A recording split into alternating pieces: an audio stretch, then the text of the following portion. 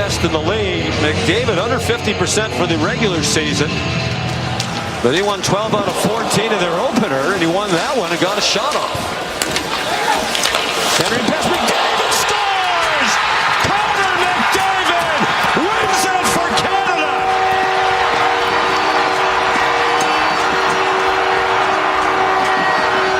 And Jordan Binnington has done it again inside the TD Garden.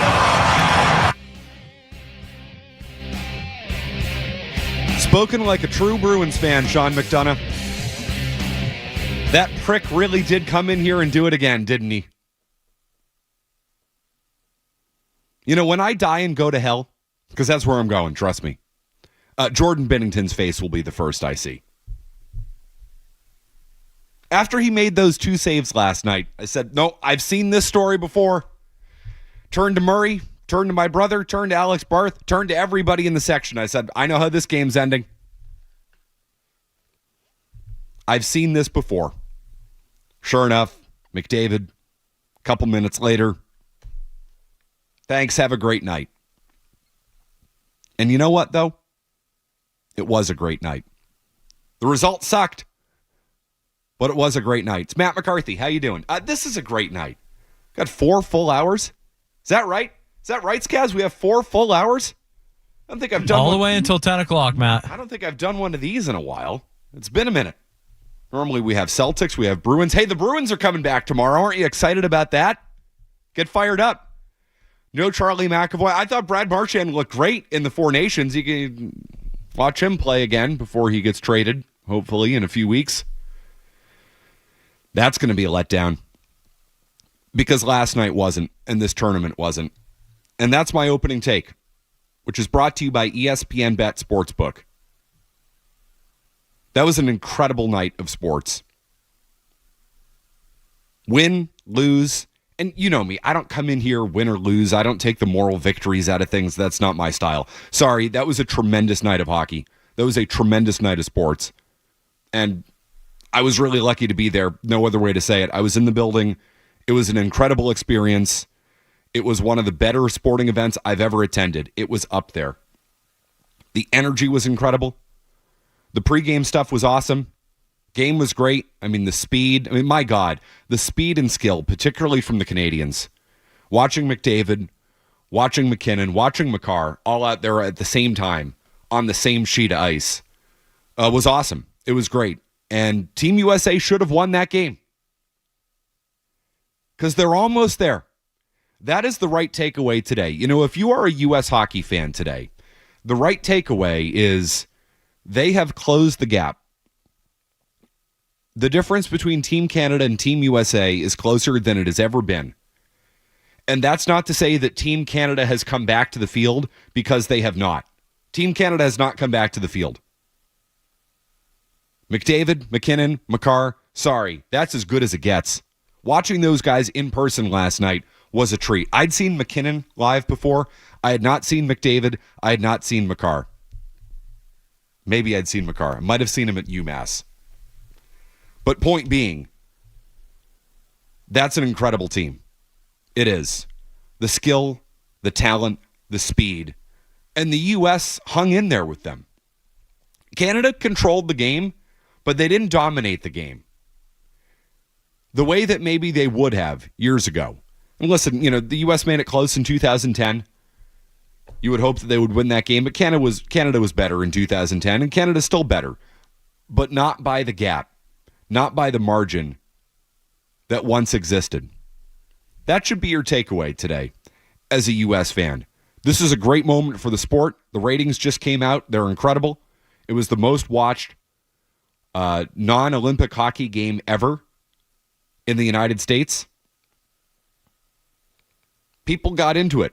This was a good tournament. And trust me, if you were there last night, and I'd be curious to hear your opinions on it with the phone lines open at 617-779-0985, I don't know how you don't walk out of there with kind of a smile on your face, even though the U.S. did not win that game. But that was a hell of a night. That was a hell of a night for sports. And that was a hell of a night for hockey. And as a hockey fan, what more could you truly want than that? Yeah, it sucks. Austin Matthews didn't get the job done. It sucks. Jordan Binnington shoved it up my ass again. And he did the same thing to you, which I still, for the life of me, will never understand. It is Eli Manning. It is Nick Foles. It is all of that. He is a top-notch Boston sports villain. He's now a national villain, which is where he belongs. Because that guy's still a bum. He is. And he was incredible in overtime. And he stood on his head, and he won that game for Team Canada. Which then leads to the moment of McDavid scoring the game winner the same way that Crosby did 15 years ago. I'm sorry, that's a cool thing.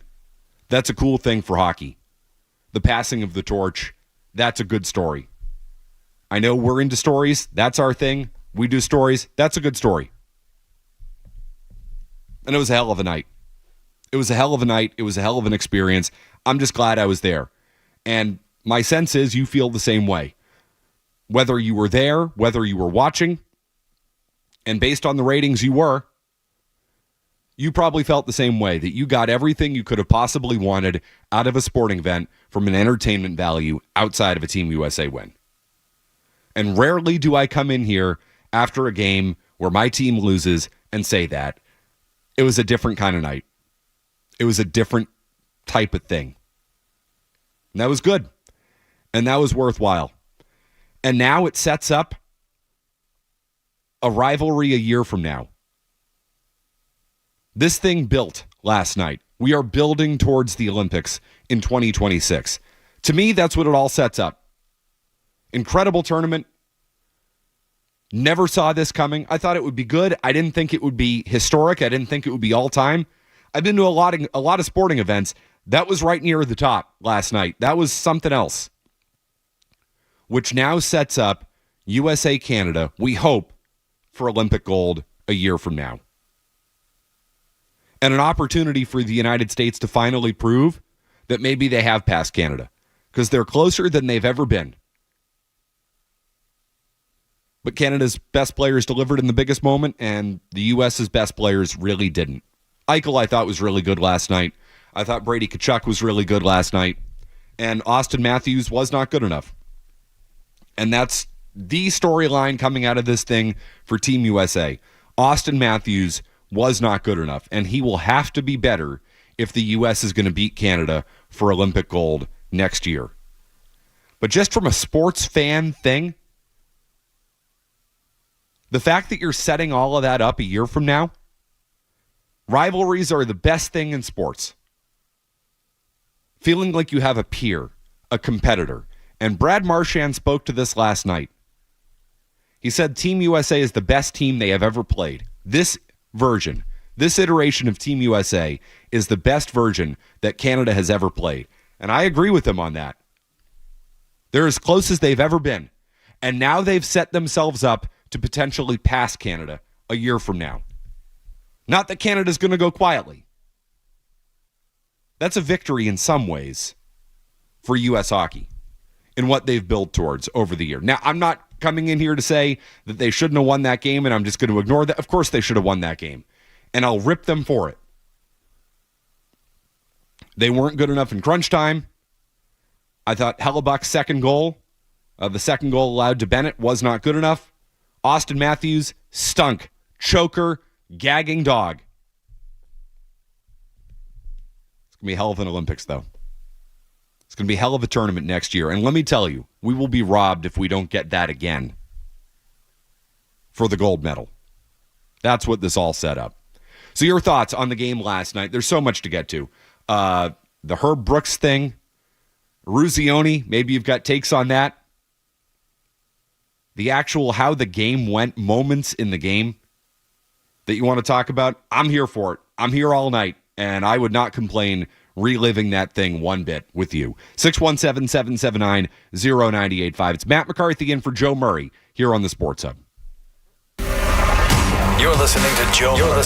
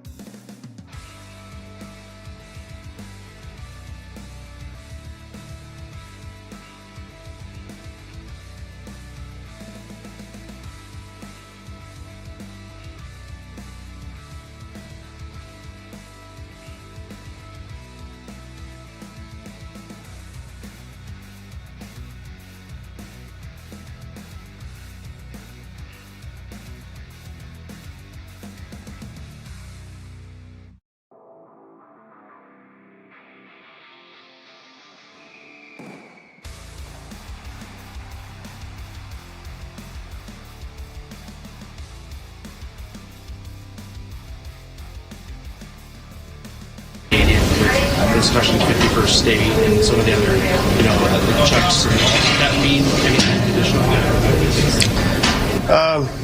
No, I mean, one thing, I never think, I don't ever think that politics should be in sports. I don't think that's what sports is about.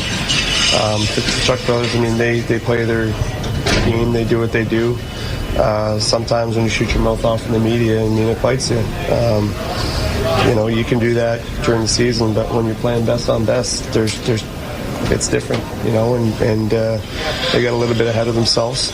But they're great players, and there's not many guys in the league that play the way they do, and they're extremely effective. But when you start giving teams ammo, it can work against you as well. The players cared, and you can't make this stuff up.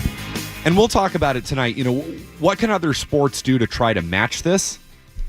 And I'm sure you feel strongly as an NBA fan, maybe the NBA should try a tournament like this instead of an all-star game. And trust me, that would be a hell of a lot better than whatever the NBA is going to do and has been doing with that worthless all-star game product.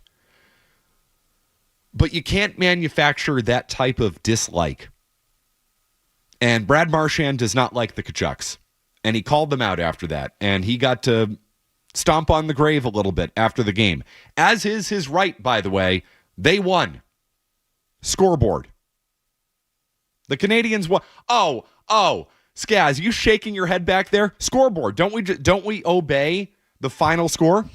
Yeah, I mean, if I'm Matthew Tkachuk, though, I say congrats to Brad Marchand on winning the All-Star game. I won the Stanley Cup last year and beat you, but that's just my opinion. Okay, but the players cared about this immensely. No, they certainly did. So, yes, I'll give I don't want to steal your line from earlier in the show, but a half a win, I think that this counts for. It's not a Stanley Cup, it's not an Olympic gold medal. It's a tier below those things. So in some ways that's what made last night so unique for me as a sports fan, which is why it's one of the coolest experiences I've had being in a building for an event. I wanted Team USA to win. I'm an American, all right? In the end, though, did I wake up hurt today? I woke up on whatever the day was after the Bruins lost the cup in 2019, and I wanted to take a header off the Tobin. That was bad. That one still stings. It didn't sting me last night because I saw a hell of a product. And in the end, yeah, I care more about the Bruins winning the Stanley Cup than I do winning an international exhibition tournament. I care more about the Bruins winning the Stanley Cup than I do about Team USA winning gold at the Olympics. That's just me. Doesn't mean I don't care about it. Doesn't mean I'm not rooting for it. Doesn't mean I don't want it, because I do. And I wanted Team USA to win that game last night. But it doesn't really matter what I think about it. It matters what the players think about it, because that's what's going to lead to the product. That's what's going to lead to what gave me that last night and what gave you that last night. Those players cared deeply about it. And Marchand said he didn't want to talk about the politics of the matter. He said that politics and sports should always be separated. In a perfect world, politics and sports would always be separated. When you get to the international level, it's as political as it gets. The Olympics, international competition, that's why 1980 means so much to you, because it was against the Soviets. Nobody talks about how they beat Finland in the finals. Everybody talks about how they beat the Soviets in the semifinals. So yes, the politics did have something to do with it, which is one of the reasons the atmosphere was incredible last night. I'm driving into the Garden. There's some guy on a bike with a giant sign saying, "Welcome to the United States, Canada's 11th province." And we're doing the 51st state type of stuff. Yes, all of that stuff exists. They booed the anthem. There were a few people who booed the anthem last night in Boston, but I thought that was a pretty good look for us. I thought we did well. I thought we responded to that nicely. A lot of the building was singing the anthem by the end of it, probably because that chick couldn't sing. Holy crap, was that bad. Murray was sitting in front of me. You got to turn behind. He's like, is this "Oh Canada"? Is she singing the right song? But the players cared. The players cared. And you can't just create that out of thin air. There's legitimate bad blood between those two teams. It's obviously tension between the nations right now, going beyond hockey. And yes, it's Canada's sport. And they set out to prove that it is still their sport. And by the way, they did last night. They did. They won the game. It's still their sport. That's the result. That's the scoreboard of it. But make no mistake about it. Team USA is as close as they've ever been. Can I hear from Brad Marchand, Skaz, on Team USA last night after the game? Marchand had a lot of really interesting things to say. I thought he was the most compelling guy after the game, which is good for us, obviously, given he's a Bruin. But can I hear Brad Marchand on what he thought of Team USA? I said it's the best team that we've ever played against. I didn't say the best team ever. They were an incredible opponent. I mean, they competed at the highest level, and I do stand behind that. That's a great team over there. It's a game of inches. You know, that's what it comes down to. It was a game of inches, and Canada's best players were better in that moment than Team USA's best players. And I don't know if, I mean, listen, that gap is not going to close in the next year because McDavid's incredible. McKinnon's incredible. Watching McKinnon last night in particular, he was the best player on the ice. He was everywhere. I'm sure everybody in my section got tired of me saying, oh, Jesus, McKinnon, oh my God, he's everywhere. I feel like I said that about a million times. Because he was. McCarr is incredible.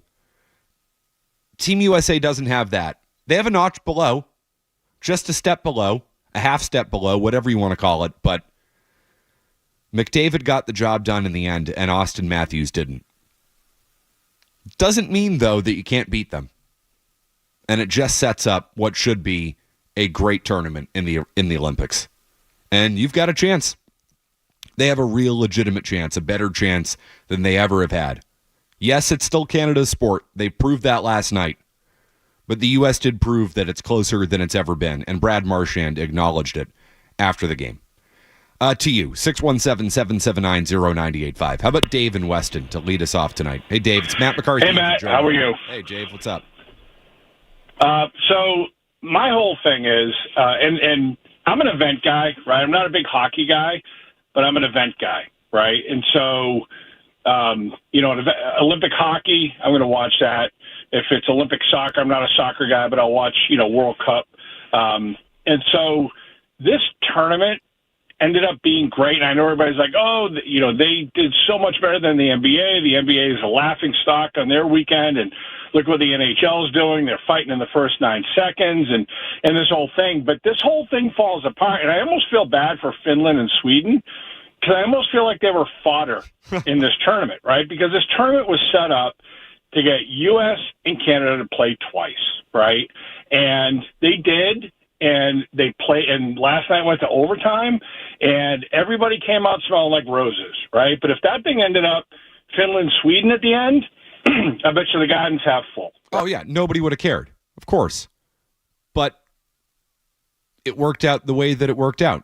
So like I can't live in the alternate reality. I hear what you're saying, and frankly, once the U.S. won the game on Saturday and they had clinched their spot, I was like, I don't care what they have to do. Rig this thing so it's Canada on Thursday. Yeah, if Argentina and France didn't make the World Cup final, it probably wouldn't have been as good of a game. Right. That's how these things work. You could do what if about anything. It was USA Canada because they were the two best teams in the thing. Yes, it worked out, but you could say that about literally any tournament that's ever happened. Oh, thankfully it was LeBron versus Steph. Like, thankfully they ended up in the finals, or else nobody would have won. Like, you could do that about literally any tournament that's ever happened. I mean, what are we supposed to do? Were we supposed to make it the 2 nations instead of the 4 nations? I mean, I know they want to expand it to 6 or 8 nations, which I would not be opposed to. So long as we're just not getting 8, honestly, might be too much. You get Russia and the Czech Republic in there, and those are the 6 hockey nations on planet Earth, right? I mean, am I missing anybody? And if it really becomes a thing, I bet you they host it, a couple of times. And guess what? Then it really matters. So I don't like that argument. I don't think it's a good argument. Like, because if this becomes a real thing and it's in Finland, it's in Sweden, they're gonna bang the place out for those teams. No doubt. But from an American and Canadian audience perspective, this is exactly what you wanted. I'm sure it's what the league wanted. And you know what? Sweden and Finland had an opportunity. They were in the tournament. And let's be honest, they weren't close. Did you watch Sweden? You watch Finland in this thing? They weren't close to Canada and the U.S. Canada's better. They proved that again last night. It's closer than it's been. Now, it'll be a real disappointment if you get to the Olympics. And by the way, because there are more teams in that tournament. Guys, do you know how many teams there are in the Olympic hockey tournament? I feel like is it 12? Stand by. We'll find out. That's where you can get some weird seedings, and you can maybe play Canada in the semifinals the way they did in 2014 instead of 2010. Right on the money, 12. It's too many. So that would be my one concern with the Olympics, is that you don't get Canada-USA in the finals. Because you end up, it's group play, and then it's they take 8 out of that, and then is it single elimination? I don't even know. I couldn't tell you. So there are more ways it can go wrong, where you get Canada earlier on and you end up on the wrong side of the bracket or the right side of the bracket, and you get them in the quarters or the semis instead of the finals, and then you don't get that buzz. But this thing is set up. Right now, the U.S. and Canada are the two best nations in the world. It's set up for an absolutely perfect gold medal game next year, if you get it. 617-779-0985. Joe in Randolph. Hey, Joe. Yeah, hi. Let me take you off the speaker, please. Okay. Yes, please. Yeah, I'm moving away from basketball, and I'm trying to get into hockey. But I have a lot of trouble following the puck. And so a lot of times I'll miss goals and everything like that. And that's like missing touchdowns in football. And years ago, they used to have a chip in the puck that had a blue line that would kind of computer follow the puck as it went along the ice, and you could follow the game. And it made it much more enjoyable. Do you think they're ever going to get back to putting that chip back in the puck, so those of us that have trouble following the game will be able to follow the puck a little better and enjoy the game a lot more? Thank you, Joe. I appreciate that. You remember that, Skaz? That was when we were kids. The chip and the puck. Wasn't the All-Star game in 96? Wasn't that here in Boston? And they did like the slap shot contest, and you just watched the blue streak. And I was like, whoa, this is incredible. Watching on my 18-inch Zenith TV in my parents' living room. Do you remember this? We can stop the search parties, Matt. We have found the one man who wants to bring the puck back, who wants to bring the blue puck back. I thought that was like the most hated thing in all of sports. Talk about, replay and all that stuff. Before that, it was hockey fans angry at the blue puck. I'm happy he's getting into hockey. I think that's great. I would be getting out of hockey if I think they brought the blue puck back. I don't know. It's a hard sport to follow. There's nothing you really can do to make it any better. Hockey's one of those sports where I think you either see the game or you don't. And I think we all have sports that, for whatever reason, we can just see the game at a level that maybe we don't see in other sports. I'll be totally honest with you, and, to the caller last night, I was sitting 11 rows behind the goal. 11 rows. Sometimes the game happens so fast, you miss it. And the speed was unbelievable last night. You would think being 11 rows off the ice, you would catch everything. I can't tell you how many times I had to look up the board because I felt like I missed something. I got 20/15 vision. It's not a vision problem. Maybe it's a me problem, though. Like a focus issue. Maybe I'm looking down at my phone. Trust me, my phone was in my pocket for 3 hours last night. I didn't want to miss a damn thing. And even if you don't want to miss a damn thing, you still missed stuff last night because the speed on that ice was unlike anything I've ever seen before. Best on best, it is no joke, man. Watching McKinnon skate, I can't even begin to, oh, God, that was good. So I don't think there's anything you can do. I thought that was late in the third, early in overtime. That's when it really shifted for me, where Canada was still skating and the USA just didn't have it. They just looked gassed, and that was when Canada's speed, you were like, oh crap, these guys are still flying. That game was decided on the margins, and Canada is just still better than you, right? You don't have Connor McDavid. And by the way, in the two games, it's not like Connor McDavid dominated you. He had an incredible goal on Saturday in Montreal, and I mean, you just left him wide ass open last night. I thought the U.S. did an excellent job on McDavid last night. Excellent job. McKinnon was the best player on the ice. He didn't dominate the game. He was all over the place. He was incredible. You could argue the second best player on the ice was Jacob Slavin. He was awesome last night. Jacob Slavin was the best player on the ice last night. He was probably the best American all tournament. Yes. Oh, he was awesome. That right there. And McAvoy was really good on Saturday night. Sorry, that's a defenseman who can impact a game at a really, really, really high level. And now's not the right moment to crap all over Charlie McAvoy, especially given how well he played, given how hurt he apparently was on Saturday. I thought Saturday was one of the best moments of McAvoy's career. But how do you watch Slavin? And like, as a Bruins fan, don't you just watch Slavin and you say, "Oh my God, I wish he wore black and gold." He was awesome, man. He was the best player on the ice. That block he had in the third. So we were on the other side. Canada was shooting down at that end, third period, and we were looking straight on at that lane, that shooting lane to the net, and Slavin came out of freaking nowhere. What a game. I could talk about individual plays in that game all night long.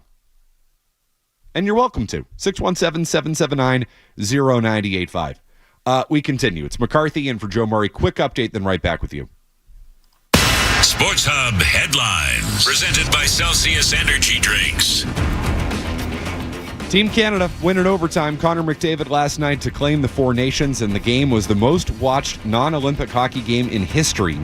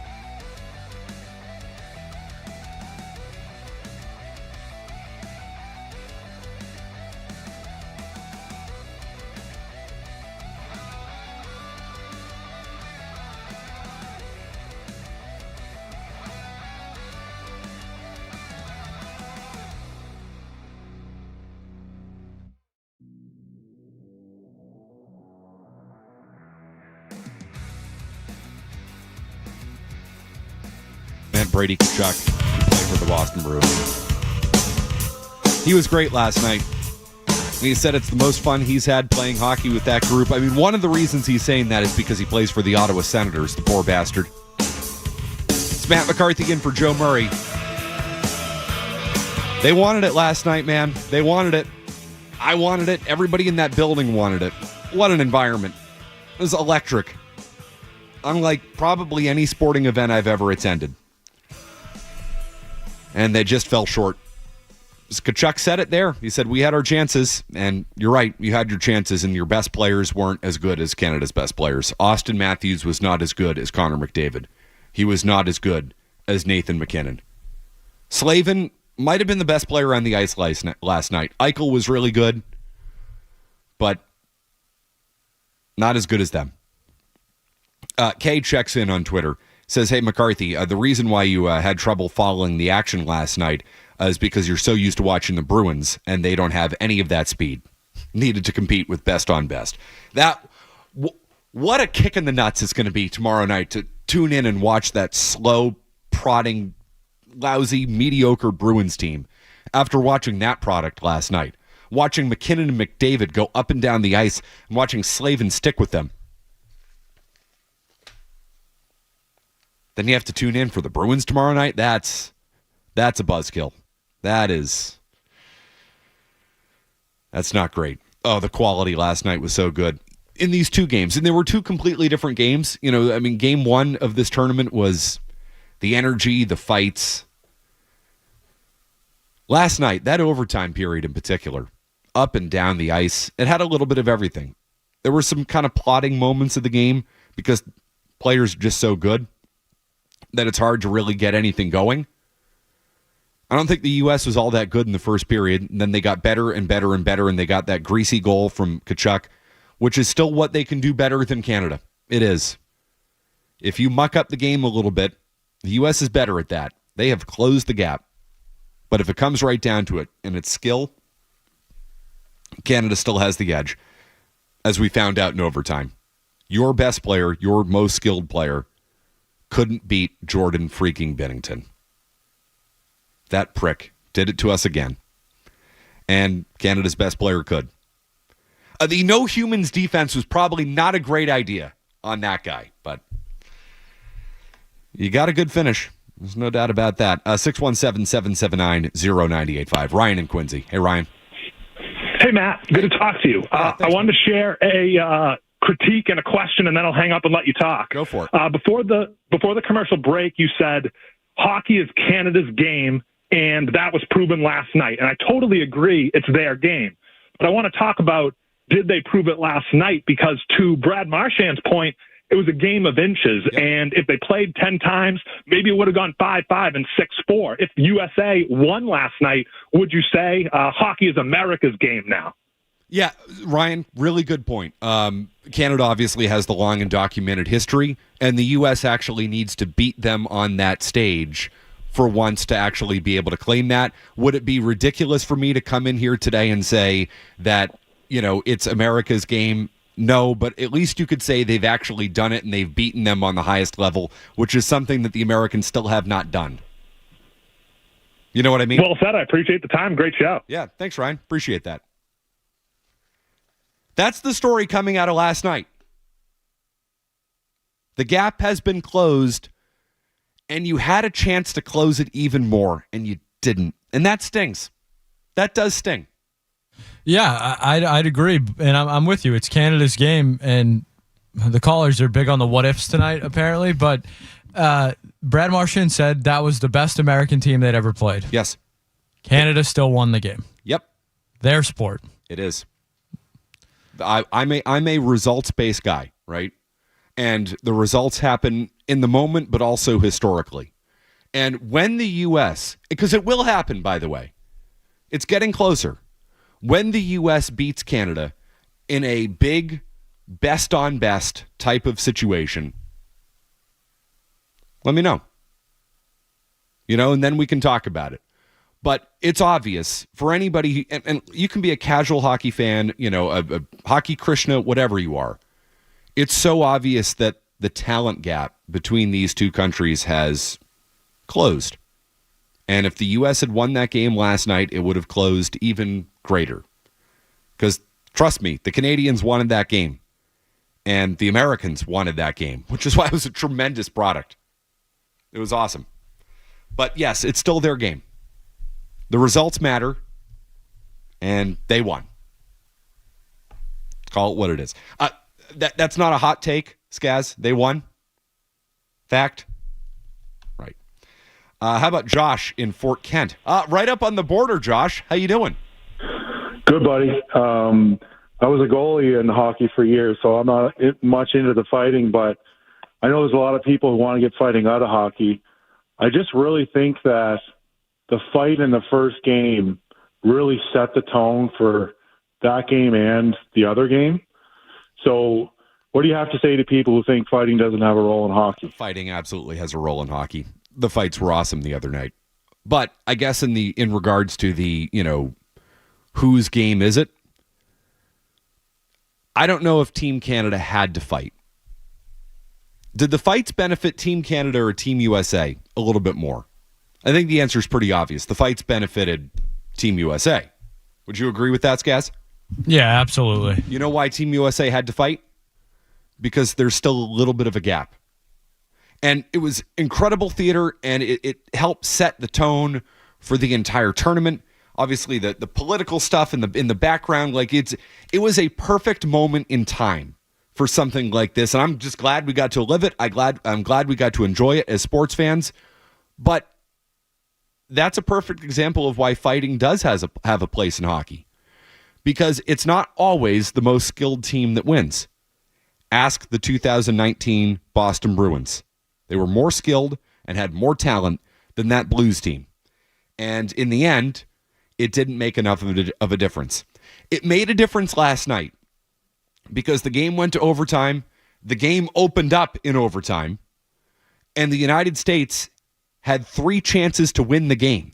And they couldn't close any of them because in the end, they just weren't skilled enough, or Austin Matthews just isn't big enough for the moment. And Canada was. So that's a small little gap. And that doesn't mean that it can't be closed, because I think it can. And it very well might be in the Olympics. And what an experience that will be if those two teams meet. But that has to be your takeaway. That has to be your takeaway today. That gap still exists just a little bit. And that's okay. 617-779-0985. Because they're within striking distance, man. They are. A great moment in the building last night that I want to get to. And I think maybe it translated better in the building than it did on TV. Just my sense. We'll get to that next. It's McCarthy in for Joe Murray. Don't go anywhere. There's more Joe Murray.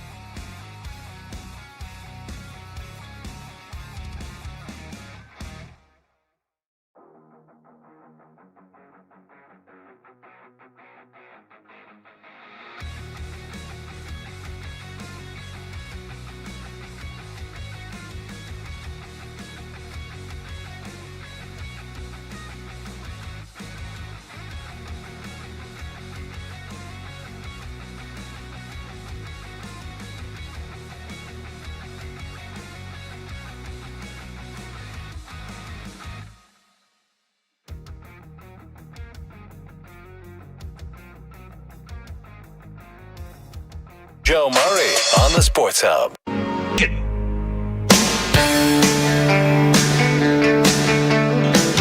Narrator. They didn't. Sorry, that was kind of a dick move by me. It's McCarthy in for Joe Murray. I don't know how that played on TV. Skaz, how did that play on TV for you? Or you were here, so you probably weren't. You probably didn't have the sound on when they were playing it. We were on the air, Matt. Okay. We were doing Celtics post game when that was probably being aired last night. Okay, I don't know how it played for you at home. I'm going to tell you how it played in the arena. It was awesome. When did they do it in the arena? Right before Team USA took the ice. Okay, so I heard maybe they did it on TV before that too. I heard they also played it going into overtime, which I thought was kind of an interesting choice. So wait a minute, TV played it going into overtime? That's what I was told, yeah. I was going to say, I don't remember it being played in the arena. Yeah, TV apparently played it going into the overtime as well. So maybe they played it off the top too. I would imagine they did. But I thought that was interesting that they were like, let's run this back for overtime. One of the coolest experiences I've had as a fan in a building was being there with, 15,000. And there were a ton of Canadians there last night. So, it was probably 75-25. So, 14,000 people chanting USA, USA when that was playing. It was really cool. It was awesome. And then you kind of think about the context of it afterwards, which, that got the juices flowing, man. I was out of my seat, and, I'm not Mr. Rah-Rah guy. I'm just not. But I'm, pumping my fist, USA, USA, USA. And then, it's great, this is our moment and all that, in that Minnesota accent. And then that plays, and then, ladies and gentlemen, please welcome to the ice, the United States of America. Dude, it was great. It was awesome. Then Canada comes out and they're skating around. And I'm like, yeah, that's Canada. Oh, my God, that's McDavid. That's McKinnon. That's McCarthy. Wait a minute. That's Eichel. That's Matthews. That's Hellebuck. That's Slavin on the other side. Wait a minute. That's Canada and it's not the Soviets. I don't know. I know some of you might be confused, but Canada is not the equivalent of the Soviets, folks, in any form. There might be a few of you out there who believe that, but no, Canada, not the Soviets. It's kind of an embarrassing look. Like, in context, it's not a great look. This is best on best. And the story is, coming out of the game, one of the many stories is that the United States really has closed the gap. Some of you maybe even believe at the junior level they have completely closed the gap, and they are on par with what Canada's doing. We don't need to compare Canada to the Soviets. We don't need to compare last night to that moment. I don't know. It was great to feel it. And don't get me wrong, it got me going. It got everybody going.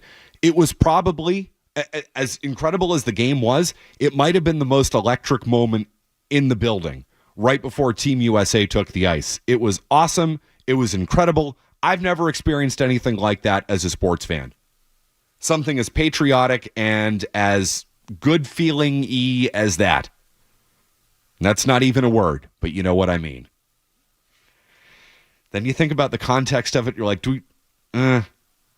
maybe it didn't play as well unless you were there. But if you were there, man, it was freaking great. It was awesome.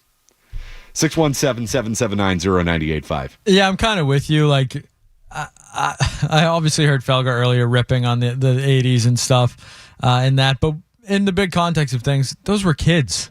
Yes. They were college kids. They were nobodies at the time, I don't want to, no offense to anybody, but they were elite at what they did playing college hockey, but they weren't Stanley Cup champions. They weren't, league MVPs or Vezina winners or anything like that. So yeah, when you look at it big picture, you don't want to be considered little brother anymore. Stop acting like it. Like, if you're on par with Canada, we don't need the 1980s college kids taking on, the Soviets. Isn't it a little bit diminishing to what that team actually accomplished?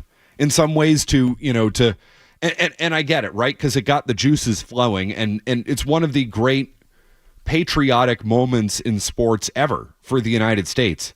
I mean, I don't know if there is a more patriotic moment for the U.S. in any sport. I don't think there's a moment that compares to that. But in some ways, it's because rarely is the U.S. an underdog in anything. And yes, the U.S. is technically an underdog against Canada because Canada's still the best nation in the world, and they proved last night that they're still a little bit ahead of you. But Skaz, before I walked into the arena last night, I pulled out my DraftKings app, and I'm like, U.S. minus 110 money line, Canada minus 110 money line. It's even odds. Like that. There was no favorite in the game from a betting perspective. So I don't think you need to entirely play the underdog card. It's not apples and apples. It's apples to oranges. So cool moment in the building, don't get me wrong, but maybe the context is a little off here, guys. Yeah, when you think of like American sports moments, Miracle is probably number one. Racking my brain for another. It's tough to think of something that's even on par with that. For totally different reasons, I think George W. Bush's first pitch comes to mind. Totally. That was an American moment that happened at a sporting event. But yeah, they're few and far between that unite us on that level. That come to college kids taking down the greatest hockey team in the world. But in some ways, like last night was a uniting experience. We just don't need to play the total underdog card with it.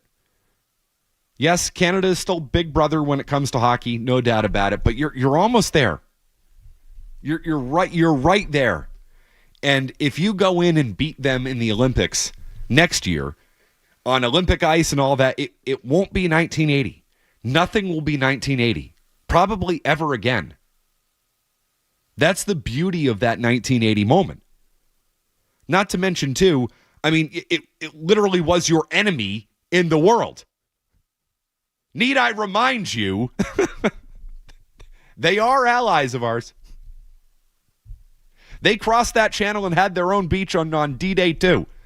Let's not compare everything to 1980 and the Soviets, please. 617-779-0985. Quick update, no commercials, right back with you. I see you on the line. We'll take care of you. From the Town Fair Tire Studios, this is your home for every Patriots game. Looking to the end zone, trying to keep the play alive. Falling down, he throws to the end zone. It's caught! He got it! Touchdown! WBZ-FM and HD Boston. 98.5, the Sports Hub. A Beasley Media Group station. Essential Sports Hub headline. Presented by Celsius Energy Drinks. Canada, winner of the Four Nations tournament last night, Connor McDavid in overtime. The game, the most watched non-Olympic hockey game in history. 9.3 million viewers in the United States, another 7 million in Canada. The Bruins return to action tomorrow night against the Anaheim Ducks. Celtics off until Sunday afternoon when they host the Knicks. That's after they return from the All-Star break with a 124-104 win in Philly last night. Triple-double for Jason Tatum. Red Sox opened up spring action today. They beat Northeastern 5-2. Tristan Casas was the only regular in the starting lineup. The Yankees are reversing their policy on facial hair, meaning players will be able to have beards moving forward. Revolution open up their season tomorrow night in Nashville. And the NFL has begun an investigation into Ravens kicker Justin Tucker following allegations of misconduct by multiple massage therapists. Headlines are brought to you by Wedgwood Pines Country Club in Stowe. Now accepting new member applications. Enjoy a pristine 18-hole championship golf course with practice area, indoor golf simulators, and a 19th hole with covered outside seating and fire pits. Apply now at wedgwoodpines.com. I'm Matt McCarthy on Boston's Home for Sports. 98.5 The Sports Hub. Your next update, 30 minutes. New England plays here. Ball down the right side. There's a separation. Yes. Touchdown pass. Yes. Perfect dive from Drake May. 98.5 The Sports Hub. Talking with people on YouTube. I'm not as engaged as Joe, but I'm in there. I'm in the weeds. Multiple people saying Jesse Owens at the 1936 Olympics, which, of course, is a historic moment. I would say, though, there was this thing called the television that had not been invented yet. And you've probably seen footage of Jesse Owens at the 1936 Olympics, and it was a huge moment, doing it in Berlin, in Hitler's face and all that. But I think you need to watch a Lenny Riefenstahl film to see footage of it actually happen. So it's a great moment. It's an important moment in U.S. sports history. But you're right; those moments are few and far between. And let's not compare USA Canada to that. In some ways, that diminishes what 1980 is, and it kind of takes away from what last night was, which was an incredible game and one of the coolest events I've ever had the pleasure of being at. I just don't feel the need to compare the two. That's all. 617-779-0985. How about Griffin in Boston? What's up, Griffin? Hey, Matt, thanks for taking my call. I agree with you that the gap has been closed between U.S. and Canada, but my question is, looking at the U.S. roster, how do they get better from here into the Olympics?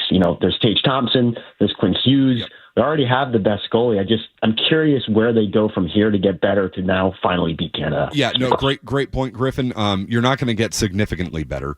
I mean, you can, hopefully Adam Fox is not out there. Adam Fox, the Benedict Arnold of U.S. hockey. That man has betrayed our country up and down. Shame on Adam Fox. Boy, did he suck. Yeah, can we get the Rangers off of Team USA? We talk about the East Coast bias in sports. It was never more on display than having multiple members of a bad New York Rangers team out there. And look, Adam Fox is supposed to be a pretty good player. Yeah, I thought he was. Supposed to be. He was downright bad at times in this tournament. The worst player on the ice for Team USA. And I don't think he will be there in Italy. But there are a couple guys out there. Quinn Hughes mentioned in that call. I think Tage Thompson's an interesting one. He's a big kid.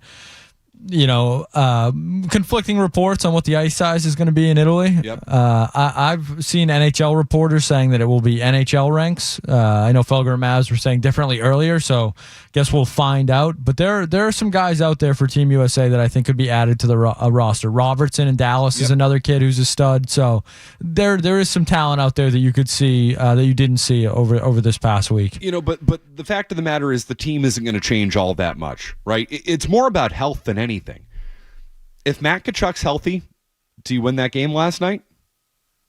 Maybe not. I can tell you he's not leaving, Connor McDavid wide open in the slot if that's him on the ice. No, he's not. And Matthews did. McAvoy, obviously, they missed him last night. I mean, it's not that McAvoy would have been playing in place of Adam Fox, although you would have hoped so, based on the way that Fox had played. Maybe he would have. Maybe Mike Sullivan would have made that change. But how do they get much better? The answer is that they really don't from here until now. I mean, you can make some minor changes, but those are basically going to be the two teams that you should see in Milan a year from now. And the U.S. is good enough to win that game if their best players deliver. And Canada's best players delivered last night. I know it's such a simple take, but it was what it was. Connor McDavid, greater than Austin Matthews. Nathan McKinnon, greater than Austin Matthews. And yes, those two guys are better players than Austin Matthews anyway. But Matthews doesn't have to be better than them. He just needs to be himself.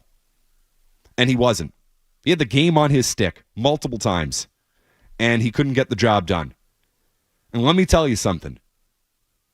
Again, it happened all very fast. The speed of that game was incredible, being there. The second McDavid got his stick on that puck, it was over. You knew it. He was going to bury it.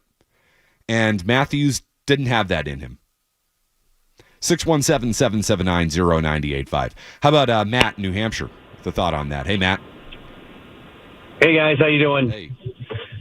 So I think we're 2 Tkachuks and a Chuck short of winning that game. And you kind of stole my thunder there a minute ago, but I think if McAvoy's on defense instead of Adam Fox, and either Brady or Matthew Tkachuk are on that line with Connor McDavid, he's not, there's somebody obviously within 10 feet of him. So I think the gap is closed. I think, injuries suck and they happen, and, everybody has to play through them, but I like our chances going forward. Yeah, I mean, Matt, you're right. The gap has closed, but maybe not completely. I'm not as far down that road as you are. Just put the team out on paper. Austin Matthews is the best player for the United States. Let's do this exercise here, Skaz. Who would you rather have, Connor McDavid or Austin Matthews? Connor McDavid. Who would you rather have, Nathan McKinnon or Jack Eichel? Nathan McKinnon. I thought Jack Eichel was terrific, though. I think that one is much closer. He was great. Dude, McKinnon was incredible last night. I was pants off. They almost had to kick me out because I started to unbutton every time McKinnon got the puck. It was a little cold in there, though. I mean, it wouldn't have been a good look for me. It's a hockey rink, you know. A Pee Wee Herman situation on our hands? That's no good. Dude, every time McKinnon touched the puck. I mean, he was everywhere. But Eichel was great. I thought Eichel had himself a great tournament. Who would you rather have? As much as I love Slavin, he might have been the best player he was certainly the best player on the ice for Team USA last night. Who would you rather have, Cale Makar or Jacob Slavin? I'll take the guy with the cup in the Conn Smythe. Yeah. I'll take Cale Makar there. UMass legend, Cale Makar. Watching him skate, dude, it's unbelievable. But is the gap really that big? No. So I think the gap is still there. But what the caller's point was, if you're healthy, do you win that game? You know, if you have both Kachucks and a Chuck, that's a good way to put it. Do you win that game? Yeah, you might. It's also hockey. So are we counting on everybody being healthy for you at the end? Yeah, and Canada wasn't completely healthy either. No. You could argue the best Canadian goalie didn't play in this tournament, and Josh Morrissey wasn't out there. He's a stud for Winnipeg. Like, they're missing guys too. So I don't want to play the injuries game. No, it's inevitable, right? But the point being, even with Matt Tkachuk hurt last night and Charlie McAvoy out of the lineup, the U.S. was right there. They were almost there. So, I mean, they're right on their heels. 617-779-0985. How about Omar at Logan? What's up, Omar? How you doing? How you doing? Great to be on the show. I'm at Logan Airport. I'm a Canadian who flew in for the game last night. I want to say, I came to Logan Airport with my Team Canada jersey. I went to the game last night with my Team Canada jersey. But I'm leaving with my Team USA jersey because, honestly, as a hockey fan and somebody who has lived in both New York and Toronto, I thought Team USA, they completely blew me away. And the American hockey program has, risen to parity, I would say. Definitely, you could see it over the past few years. If you look at the juniors, Team USA dominated. And last night, you could see it too. It was a game of inches. I would say, actually, let's go metric. It was a game of millimeters. You're right. You know what, not Omar? Even inches. Omar, you guys won the game last night, so we have to go metric system. I think those are the rules. Okay, right. And it was a millimeter difference. That game, Matthews, it goes off, Binnington skate and goes into the net, it's done, right? And we're having a different conversation. But actually, the conversation is, I think things are at parity, and you have to look at trajectory of the where we're going. And the next 15 years, it's not going to be even. There's going to be a time where U.S. pulls ahead for many reasons. I could list them on this call. And U.S. is going to dominate. Well, we'll see about that. And I agree with everything you're saying there, Omar. It is trending in that direction. And last night was more proof of it. And Brad Marchand said the exact same thing after the game. That is a guy who has played, on Team Canada, the best team in the world. And he has said that U.S. team they played last night was the best team Team Canada has ever played. And he is totally right about that. And yes, you're seeing it at the junior level, and you can say that it is trending in the U.S.'s direction for the next 15 years for a million reasons, and there are economic reasons behind that, and there's, player development reasons behind that, and there's youth investment, and there are a million things that go into creating a program, and U.S. Hockey deserves a lot of credit for the growth that they have had in recent years and the quality that they are churning out, and you're now starting to see it truly at best on best. But until you actually do it, I can't say that you've done it. And maybe if you won that game last night, you'd say the United States has finally pulled even with Canada and Canada gets the tiebreaker, and it's still their sport because they've done it historically. You're almost there. You're almost there to pulling even with what Canada's doing. But can you do it at the best level, at the highest level? And if you're going to compete at the highest level and ultimately win at the highest level, your best player is going to have to win you a game. And that didn't happen last night. 617-779-0985. We continue. Your thoughts. Got a couple open lines. You can grab them. It's Matt McCarthy in for Joe Murray on the Sports Hub. You're listening to Joe.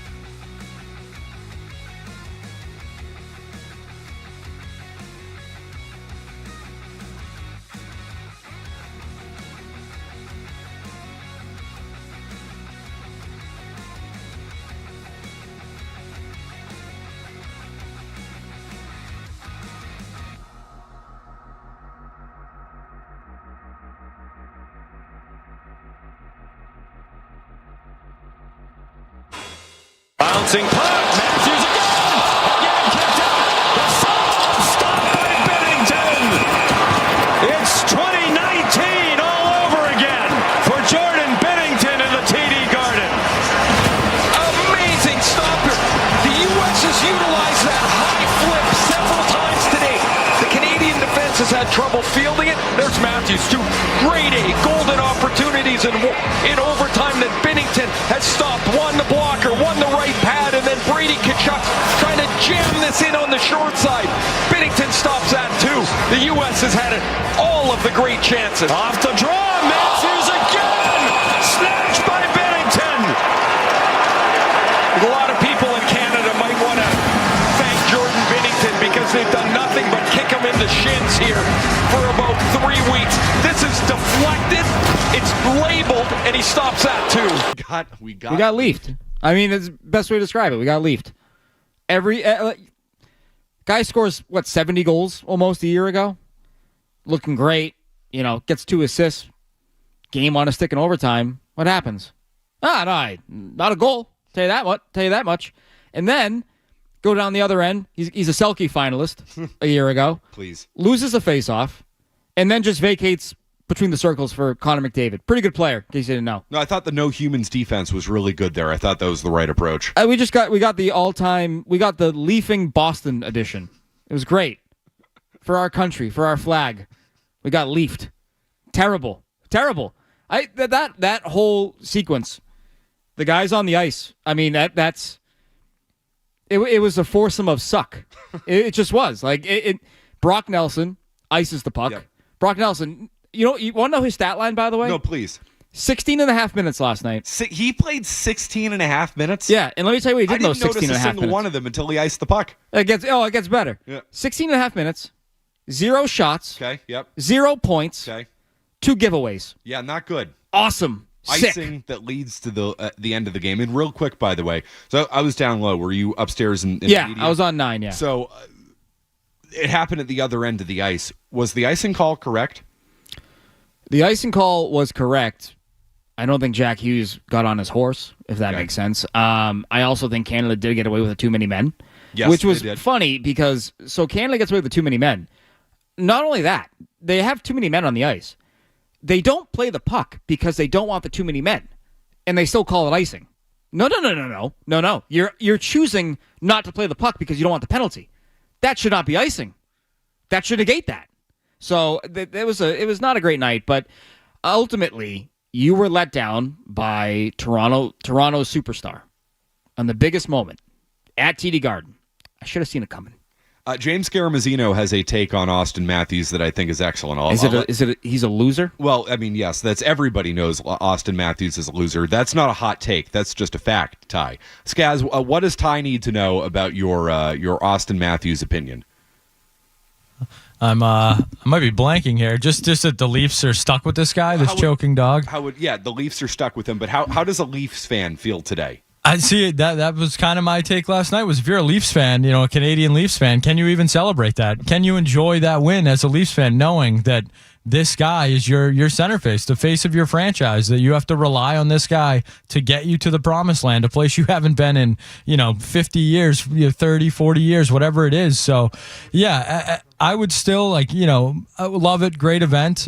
None of those Leafs fans, Canadian fans, are taking a Stanley Cup over the would take that Four Nations win over a Stanley Cup. So if I'm a Leafs fan, I'm a little worried that Austin Matthews might do that again. Maybe not in Boston this year, but I think it's definitely a possibility. We talked about it on the Sports of Underground podcast, myself and Matt Dolph today. Also, if you're an American Bruins fan who hates Don Sweeney, last night was hell for you because the U.S. let Canada off the hook for building a bad roster. They picked Jordan Binnington, who was good. He was good. He made the saves he needed to make in the big moment. But they pick Sam Bennett, who scores the game-tying goal. They pick Anthony Cirelli, who had a good game, over Mark Scheifele. And the Americans don't capitalize, and it happens in your building. It's like if you're an American Bruins fan who hates Don Sweeney, last night was hell because if Canada loses that game, And, Sorelli and Bennett do nothing. Everyone's going, why wasn't Scheifele, a guy who's going to get Hart Trophy votes, why was he not on the roster? And sure enough, though, it's the sandpaper guys that come through on the way to Connor McDavid winning the game. So from a Bruins perspective, what did this tournament do, if anything, for Brad Marchand's trade value?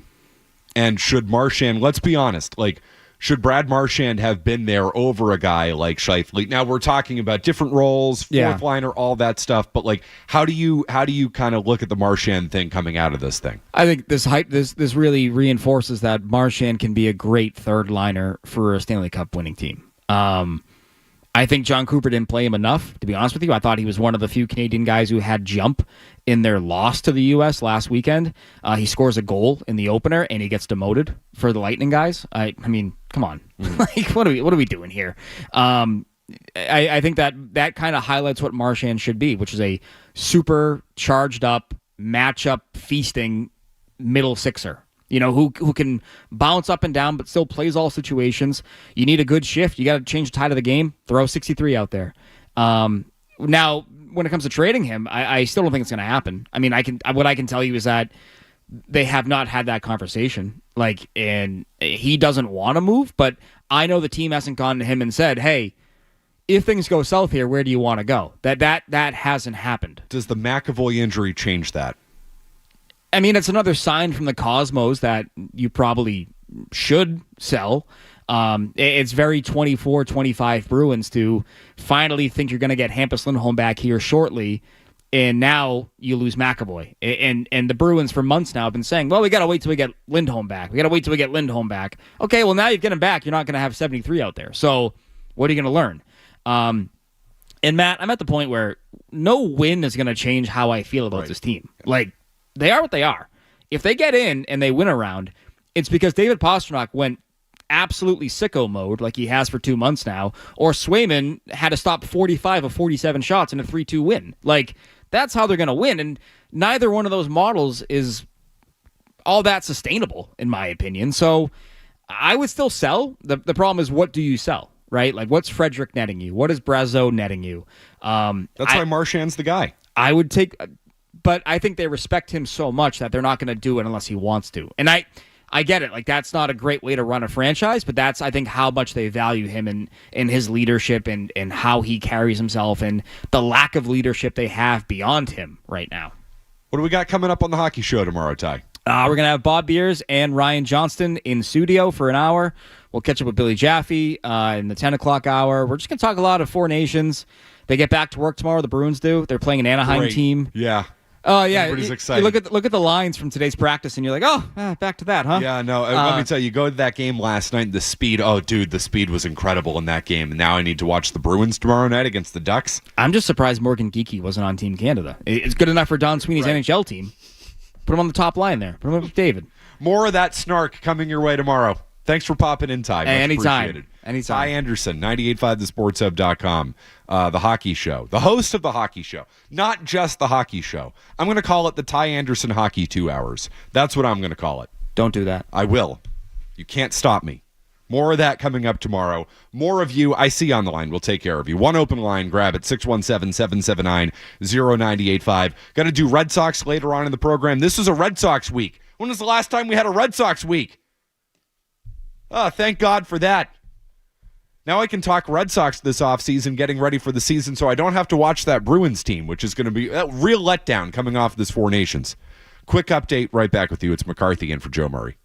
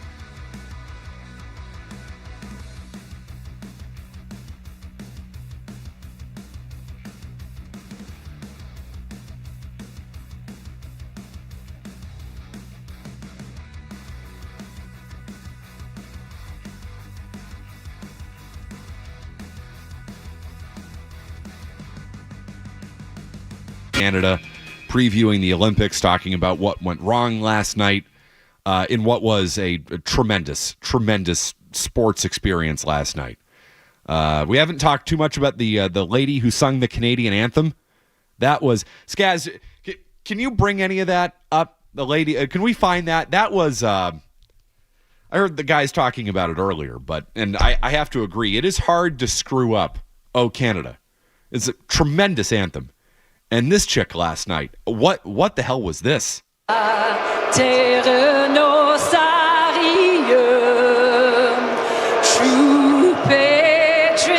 can't. No, enough. Stop. Like, I'm not a singer, but it got worse and worse and worse as it went along, to the point where Jim Murray turned around to me and said, "Is this "Oh Canada"?" Yeah, honestly, when I started playing that first couple seconds there, I was second guessing if it was "Oh Canada." So normally, I mean, they do half and half in Montreal, but isn't it normally the first half is in French and the second half is in English? She kept going back and forth between French and English, and I'm like, wait, huh? What? If you break it up half and half, I can follow along. Doing it on the fly and changing lyrics and doing that, like whatever the hell she was doing, and by not hitting notes, by the way, which I feel like should be a prerequisite. I also read that she changed some of the lyrics. She did. She was freestyling out there. No, she was totally freestelling out there. It's always the place to debut something new, you know? Always try it out, right? No, I changed some of the lyrics to really emphasize the fact that Canada is a free state and a free nation. Which I just not the place for it, lady. I would just say, they took Angeli away from us for that, huh? The U.S. version was excellent. The person who came out and sung the anthem, backed by the Pops, great, operatic. It was really, really, really well done. That Canadian anthem last night, man, that's a hard song to butcher. You know, the Star Spangled Banner, easy song to butcher. Carl Lewis did it. Enrique Palazzo did it. Easy enough to butcher that thing. Oh, Canada. You just get out there and say, "We stand on guard for thee," and it's a great song. It's not that hard. The crowd was singing it better than hers. It was in Boston. The crowd sang "Oh, Canada" better than her. The Americans in the crowd sang "Oh, Canada" better than her. Leave it to the NHL to find a way to screw up something as easy as that. Just get the guy who sings the anthem every night. Is it really that hard? I mean, they even got it right with the Pops. The Pops were great. I don't know who sang with the Pops. She was outstanding. Isabel Leonard, I believe, was her name. Excellent. By the way, leave it to the NHL. They didn't have Keith Lockhart out there. They had some other guy out there leading the Pops. It's like, we can't get Keith to come do this thing. What's Keith up to these days? How many shows does Keith do a year? Like, he does the holiday thing, right? That's a good gig if you can get it. Does the 4th of July? We can't get Keith to show up on a Thursday night? I know Felger's been featured with the Pops before. Couldn't have got Felger down there? Why not? I mean, to direct the oboe, what do you really need to do? That's my question. Could you even identify an oboe? I think it's like a funny-looking clarinet. I could guess. Is it spelled O-B-O? Oh, O-B-O-E. O-B-O-E. Yeah, look at that. I would say this is a cross between a flute and a clarinet. My very rudimentary understanding of the woodwinds. Would that be a woodwind? I think it's a woodwind. If you blow into it, it's a woodwind, right? No, because like a trumpet, I don't think is a woodwind. Well, you're right. That's I think brass. it needs like a reed to be a woodwind. I think maybe I don't know. We're getting in the weeds here. No, let's get in the weeds. That's what we're here for. You're right. A trumpet would be brass, but it's a wind instrument. I think you need a reed to be in that category. So what you're saying is you need to have some wood as part of this. Yes, wood required. You always need wood. Skaz, if we're talking about instruments that require, I'm not even going to say. That was going to blow. You can figure it out. You can figure out what I was going to say. I shouldn't say that. It's a family program. If we're talking about woodwinds and what you need to do, and wood and blowing and brass and all that. You can figure it out. Use your imagination, why don't you? Matthew in New Hampshire. What's up, Matt? Hey, how we doing? How you doing? Big fan of the show. Thanks, man. Yeah, I wanted to talk about how Austin Matthews sold the game on the doorstep and then looks at Connor McDavid score the game-winning goal. I mean, Binnington played on his head, but you got to lift the puck over his shoulder there. Yep. Choking dog. Austin Matthews. Choking dog. And that's a problem because you're going to need him to not match McDavid, but come close. You're going to need him to be the best version of Austin Matthews in the Olympics in Milan. And I just don't know if he's capable of it. The question is it an Austin Matthews problem or is it a Leafs problem? Has he been infected by maple leafery? Is it a TD Garden problem? Just the home team in that arena when there's ice on the floor. That building is cursed, man. You know what? Maybe next time let's play in Detroit. Let's play anywhere else. Send him down to Sunrise. Four Nations in Sunrise in February. Why not? Not here. Anywhere but here. But man, what a cool experience to be there last night. I can't stress it enough how much I enjoyed that game. How much I enjoyed that experience as a fan. I was very lucky. And let me tell you, when Binnington stoned Matthews, or when Matthews stoned himself, because that's really the way I want to look at it. I can't give Jordan Binnington the credit, even though I know he deserves it. I still can't quite get there. When he stoned Matthews, particularly on that one going across the post, you're like, this game's over. I know how this is ending. Because that guy is doing things that I have seen before. Moments where I know, yep, we're not beating this guy. Somehow, some way, we can't beat this guy, and this thing is over. Jordan Binnington elevated himself into rarefied air. Rarefied sports villainry air. Skaz, they say the best form of flattery is imitation, right? Jordan Binnington is an all-time Boston sports villain. What tier is he in? McCarthy's tiers. Boston sports villains coming your way next. Don't go anywhere. There's more Joe.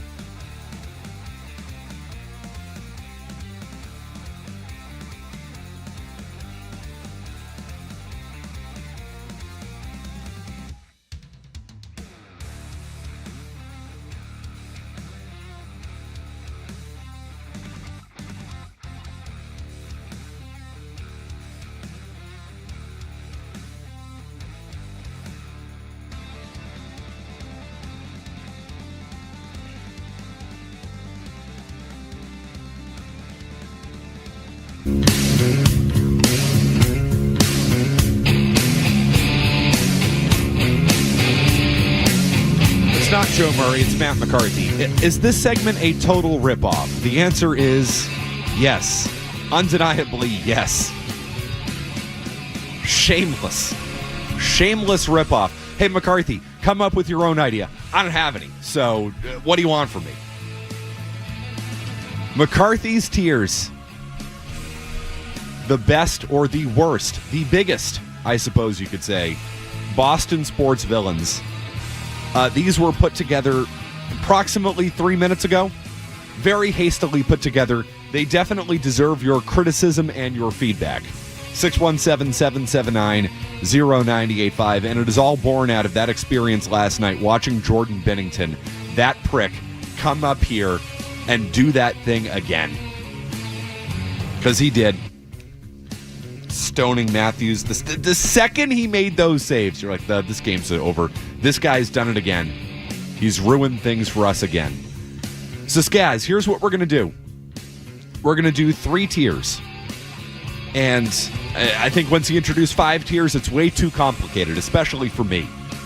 Especially for the listeners. So I've done the best that I can.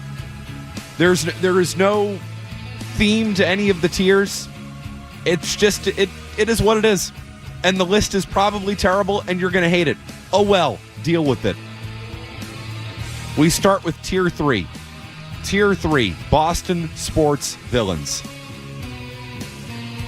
I guess this is a little bit more of an old school tier, and maybe that's why I've just put them in here, because a lot of these guys were maybe before my time or early on in my life, and maybe there's a little bit of recency bias with these tiers. Deal with it. Tier 3, Boston sports villains. Ulf Samuelsson. What a putz. Screw that guy. Jack Tatum. Showed no remorse for Stingley. None. Bill Laimbeer. Dirty. Slimy. Bill Laimbeer. Bucky Dent. Need I say more? And then I think I'll throw these guys all in the same category. Red Sox Yankees turncoats from back in the day when that thing really mattered. Wade Boggs, Tier 3 Boston sports villain. Johnny Damon, Tier 3 Boston sports villain. Roger Clemens. Maybe you should put him higher on the list, but the turncoat thing, because it doesn't matter the way that it once did. I was at the game last night with Alex Barth, and he was talking about he was there when Johnny Damon returned, and he was like, yeah, people wanted blood that night. It was that ugly. It was that bad. There was some other dude, there might have been like a first base coach or a third base coach for the Yankees. They were announcing the lineups, and his name was Johnny, and they're like, Johnny, and the place just booed the crap out of him. Well, here's Johnny Johnson. No, sorry, Johnny Damon. Then they do Johnny Damon, and they booed the hell out of him. Tier 3 villains. Tier 2. Nick Foles. Bernard Pollard. Jorge Posada. Just because I hated that guy even more. Like, you could put any Yankee. I'm putting Jorge Posada in Tier 2 because he represents everything that I hated about that Yankees team. You could put anybody there. You could put Nick Johnson.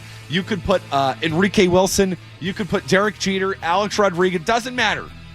Jorge Posada is the human embodiment of everything I hated in the New York Yankees. Screw that guy. He can burn in hell. Jorge Posada, Tier 2. And the lowest level of hell. Rivera, I don't care. Jorge Posada, maybe should be Tier 1. Tier 2, Kyrie Irving.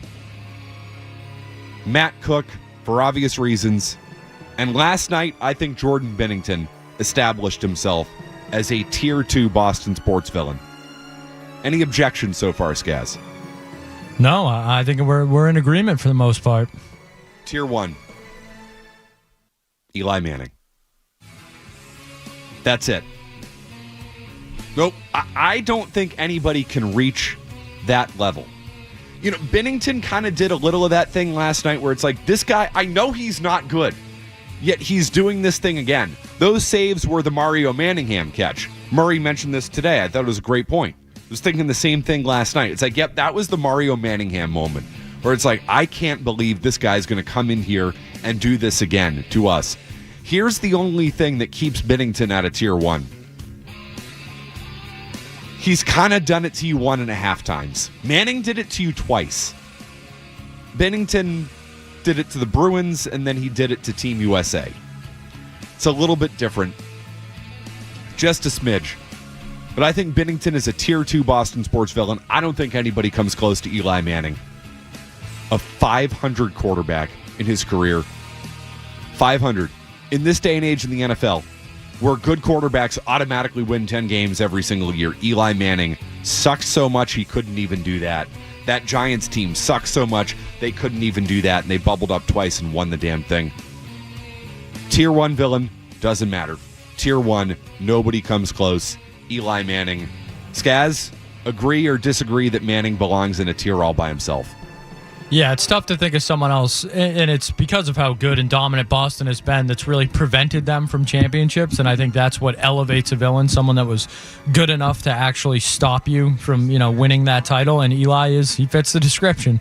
And certainly, divisive opinions on whether Hall of Fame talk, we've done enough of that over the last couple weeks. So, yeah, I think Eli is number one, certainly in my lifetime.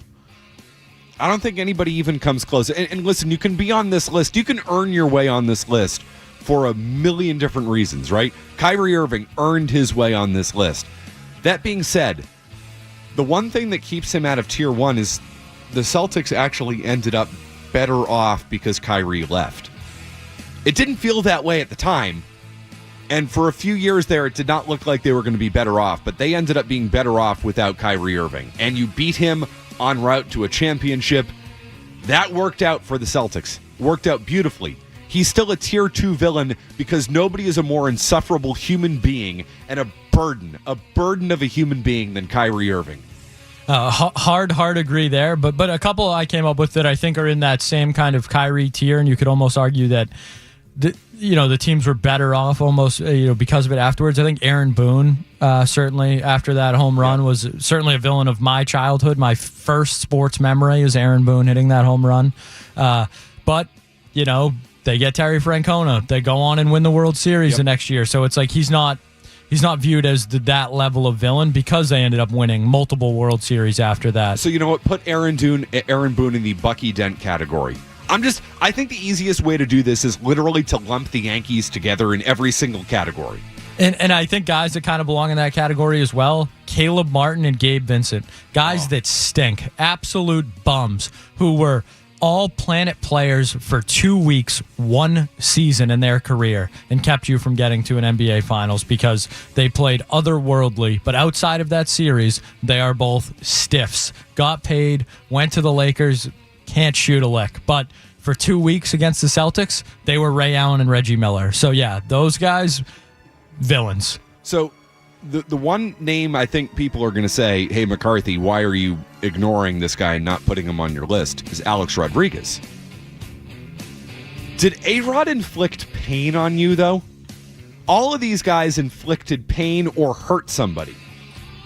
Yeah, I mean... You were better off because you didn't end up with A-Rod. Bernie Williams and Hideki Matsui hurt me more than Alex Rodriguez did. Jorge Posada hurt me. Legitimately hurt me. And again, is the embodiment of all that hurt. Little blue pit into center field. Duh! Still mad about that. Grady Little maybe should be on this list. Especially after he basically took no accountability and showed no remorse in that Red Sox documentary. An all-time performance from Grady in that documentary. You want to talk about an indignant individual, a stubborn individual, a man who has no self-awareness of his own actions. A tremendous performance, content-wise, though, by Grady Little in that documentary. Hey, you want to talk about somebody who has no self-awareness whatsoever and is completely indignant, and how else did you describe Grady there? Because it was perfect. Indignant. Indignant, yes. The Red Sox just so happen to have one of those guys on their roster right now. He's your first baseman. I got to get to this. He's got takes. He's got many takes.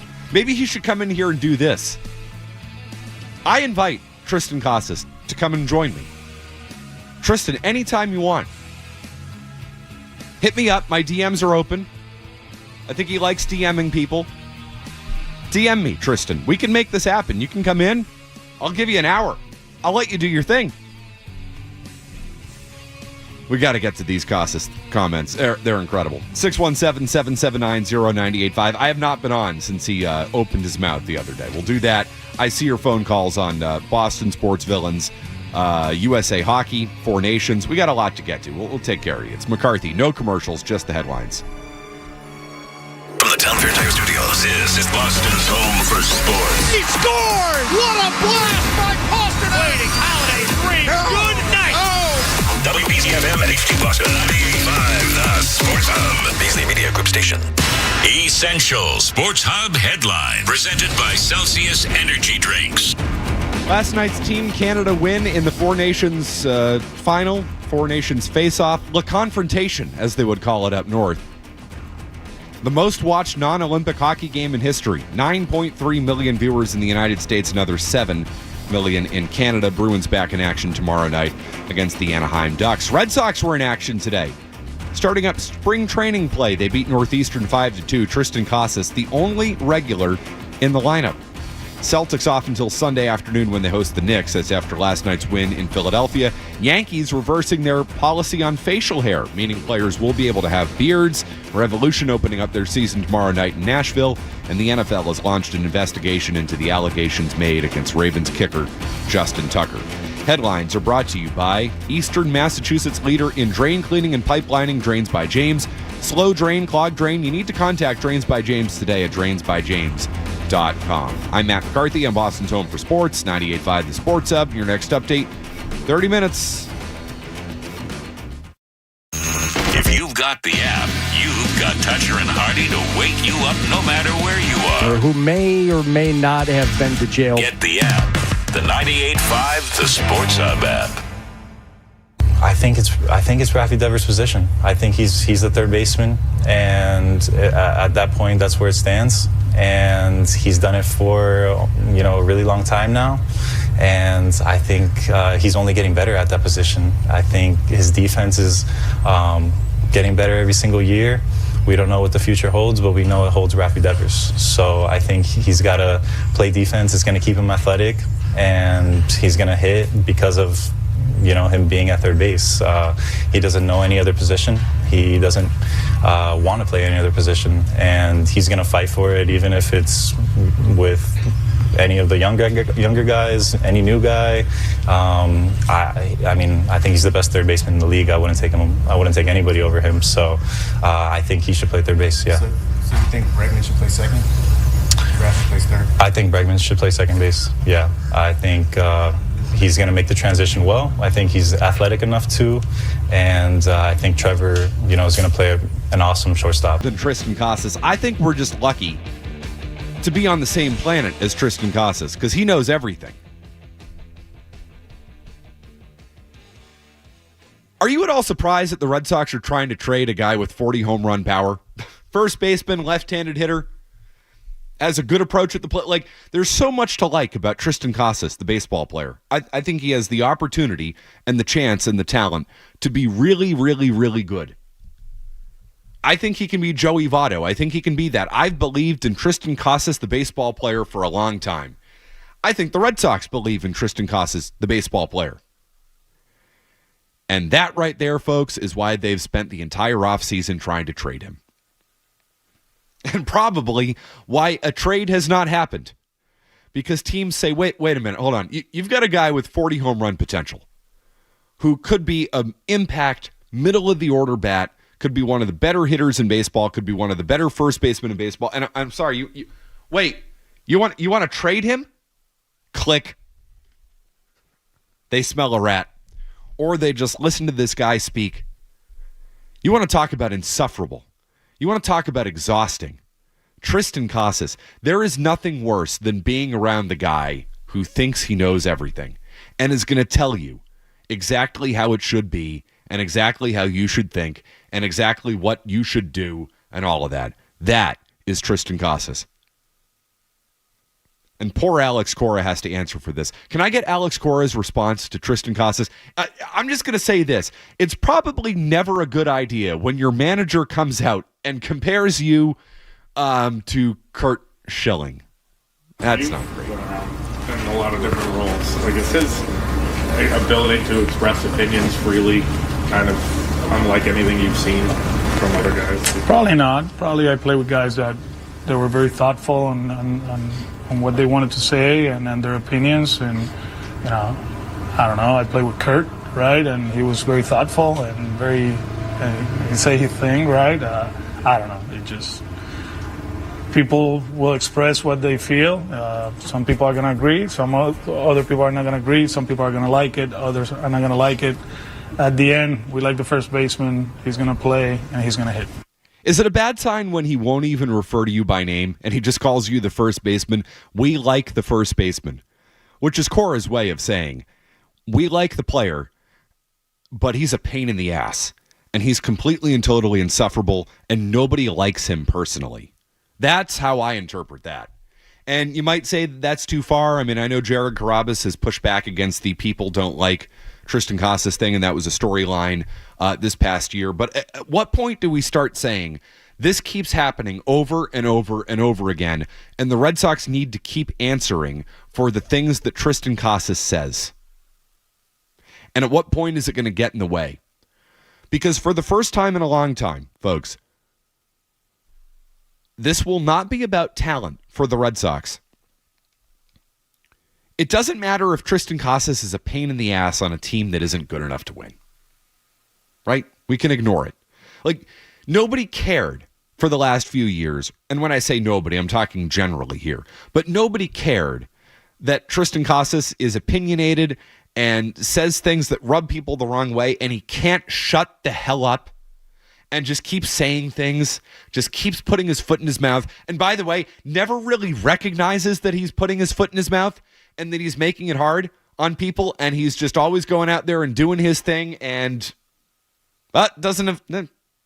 sorry if I affected you, doesn't even recognize, I don't even know if he can recognize that he's affecting the team, that he's rubbing people the wrong way. I don't know if he can recognize it. I don't know if he just doesn't care. All I know is he keeps doing it. In the end, though, if the team sucks, you're not going to care about that. The same way that Rafael Devers has been saying for years that he doesn't want to move away from third base. In the end, you didn't care about that because the team sucked. So you didn't really pay attention to it. You didn't really focus on it. Now all of a sudden, the team's going to be pretty good. They are going to be a playoff team. I don't think they're the favorites in the American League, but I think the American League is down right now. The Red Sox can contend for the pennant. I'm not saying they're going to win it, but they can contend for it. So all of a sudden, you've got this young, exciting team that is developing. They have put their money where their mouth is this offseason. They're in the luxury tax. They've improved some of their biggest holes. Like this is a good team. It's a good team on paper. And now you start focusing, and you get to focus on the clubhouse, the people, the guys, whether or not they're ready to win, whether they have the maturity, whether they have the makeup to win. I'm going to tell you right now, Tristan Casas doesn't have that. He doesn't have that. I like the ball player. Just like Alex Cora, I like the first baseman. This stuff, this crap, he's a problem. He's an issue, and he's exhausting. No wonder they're trying to trade him. It's mind-blowing. It really is. Dude, shut up. Just shut up. You have accomplished nothing. Even if you had accomplished a whole bunch, I still don't want you going out there and saying, yeah, hey, by the way, guys, here's my lineup card. Hey, Tristan, should Devers hit second or third? How do you feel about that? You know, the best, in baseball, do we hit our best hitter second or third now? What do you think about that? Tristan, what do you think about lefty-righty balance in the lineup? Hey, where do you think you should hit? That's Alex Cora's job, bud. And it's my job to talk about it. And it's our job to talk about it. It's the fans' job to talk about it. Can you just go out there and play and be a good teammate? Because in that process, Casas managed to bury Anthony, Meyer, and Campbell. The big three. He managed to bury them. Basically said, yeah, they're not ready. Who are you to say they're not ready? Have you been down there scouting them in Worcester? Actually, I know you were in Worcester because he spent a lot of time on the injured list last year. So you know what? I take that back. Maybe Tristan Casas is qualified to speak on this because he spent so much time in Worcester rehabbing his rib injury, where he claimed he had gotten shot. Felt like he had gotten shot. No, what did he say? Did he get shot, or was it repeatedly being stabbed in the chest? Is that what he said? And he was a real tough SOB for grinding through that, while he's playing in Worcester and playing in Worcester and playing in Worcester and not coming back. So you know what? Actually, Tristan Casas has seen more of those guys. Maybe he is more qualified to talk about it. You know what? I'll give him the benefit of the doubt on that. What a prick that guy is. What an insufferable douche. No other way to say it. Guy, shut up. Seriously. 617-779-0985. Where does Tristan Casas belong on our Boston sports villains? Thank God the Red Sox are back like this. They're making me feel something, man. Skaz, the Red Sox are making me feel an emotion I haven't felt in quite some time. Like, they're good. This is a good team on paper, and I'm still finding ways to bash the hell out of them because they keep giving me ways. This is the Red Sox experience. Ain't it great? Yeah, it's nice to be angry about something again, and the season hasn't even started. And, if this was last year or 2 years ago, no one cares. Nope. No one cares about these comments or anything because the team stinks, and it doesn't matter where these guys are playing. But now that you have legit MLB players, these things matter. To put the best, lineup out there, I don't think Rafael Devers is at third base. I also wonder if Tristan Casas is very aware. He seems like a very aware individual, maybe too aware of everything that's being said and going on in social media. And, we talk about the kids coming up. I almost wonder if he's a little worried about Rafi Devers not playing third base, but potentially playing first base. Playing first base. No, you might be onto something there. I mean, there is an element of, self-preservation here for Casas. He knows he was in trade talks. The Red Sox deny it, but the whole world knows the Red Sox are trying to trade Tristan Casas. Why are they trying to trade Tristan Casas, Gaz? Did you hear him speak? Yes, he's a pain in the ass. Every time he opens his mouth, you're like, can we get this guy the hell out of here? Nobody wants to be around him. 40 home run power, and you want to trade that guy. And you know what? If you trade that guy, everybody in that organization is going to be like, thank God we don't have to deal with him. Thank God we don't have to deal with that potential 40 home run hitter. How much of a pain in the ass do you have to be to get a team thinking that? It's unbelievable. It really is. Villainous. Little villainous. Tristan Casas. Rafael Devers. Little villainous right now. Hey, buddy, you want to help the team? Here's the difference, though. The Devers thing, I think, is going to work itself out. Because I think eventually he's going to accept being the DH. I'm not convinced this Casas thing works out. This is who he is. And he's not changing. Jeff in Londonderry with a thought on our sports villains. Jeff. Yeah, man, fellas, there's a lot to unpack here. So if you just give me a second, there are different categories, right? There are the turncoats. There are the guys that maybe hurt our players or do something really terrible. Got guys who, like Aaron Boone. I think that these are just very different categories of hatred that I have. And Old Samuelson, for example, he did something bad, like Matt Cook. I hate him. But if we're going to put him in tier 3, I feel like Aaron Boone is tier 1. That's cross-generational, right? I don't think Aaron Boone's a tier 1 villain.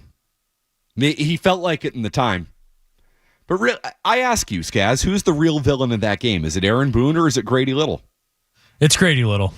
It has to be. Aaron Boone just happened to be there. Just if you ask Grady Little, I don't know if he's giving you that answer, but I would vote for Grady Little. Thank God the Red Sox have a good manager because they've got stuff to manage. Alex Cora is going to have to earn his paycheck this year. And by the way, can we establish something? I'm a Cora guy, all right? So I'm saying this as an Alex Cora defender. If the Red Sox don't make the playoffs this year and don't have a good year, that's on Cora. This team's good enough. No more the roster isn't good enough. No more the roster is the roster. Cora can't get away with that the way he was for years. I think he was justified in saying those things. Created good drama, but I think he was justified in criticizing the roster. He can't do that now. Which gets me to my favorite comment, maybe in history. If I were to rank my favorite things ever said, the entire Gettysburg Address, the entire second inaugural for Lincoln, and Alex Cora's comments this week about a certain someone. We got to play him again. Can you, Skaz? Will you tickle me? Will you give me an audio tickle when we come back? I would enjoy that. It's McCarthy in for Joe Murray. You're listening to Joe. You're listening to Joe Murray on 98.5. You're listening to Joe Murray on 98.5 The Sports Hub.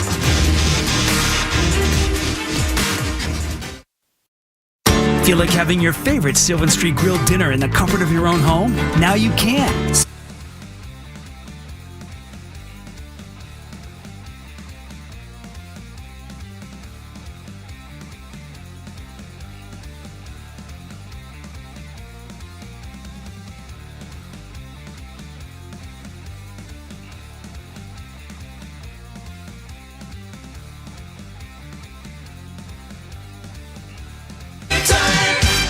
Hey, it's Beetle for my Ram dealer, 495 Chrysler Jeep Dodge Ram in Lowell. Head to 495 now during Ram Truck Month and save up to $13,000 off MSRP on all new Ram 1500s, 2500s, and 3500s and ProMaster vans. Or choose the lowest lease payments of the year on all Ram trucks. Plus, every new truck purchase comes with 2 years no-charge maintenance. Go see my friend Tony and the team at 495 Chrysler Jeep Dodge Ram in Lowell or visit 495ram.com. Tell him Beetle sent you. Hi, this is Chris from Blue Bear Plumbing, Heating, and Air. At Blue Bear, we're here to keep your home running smoothly year-round. From expert plumbing repairs and drain...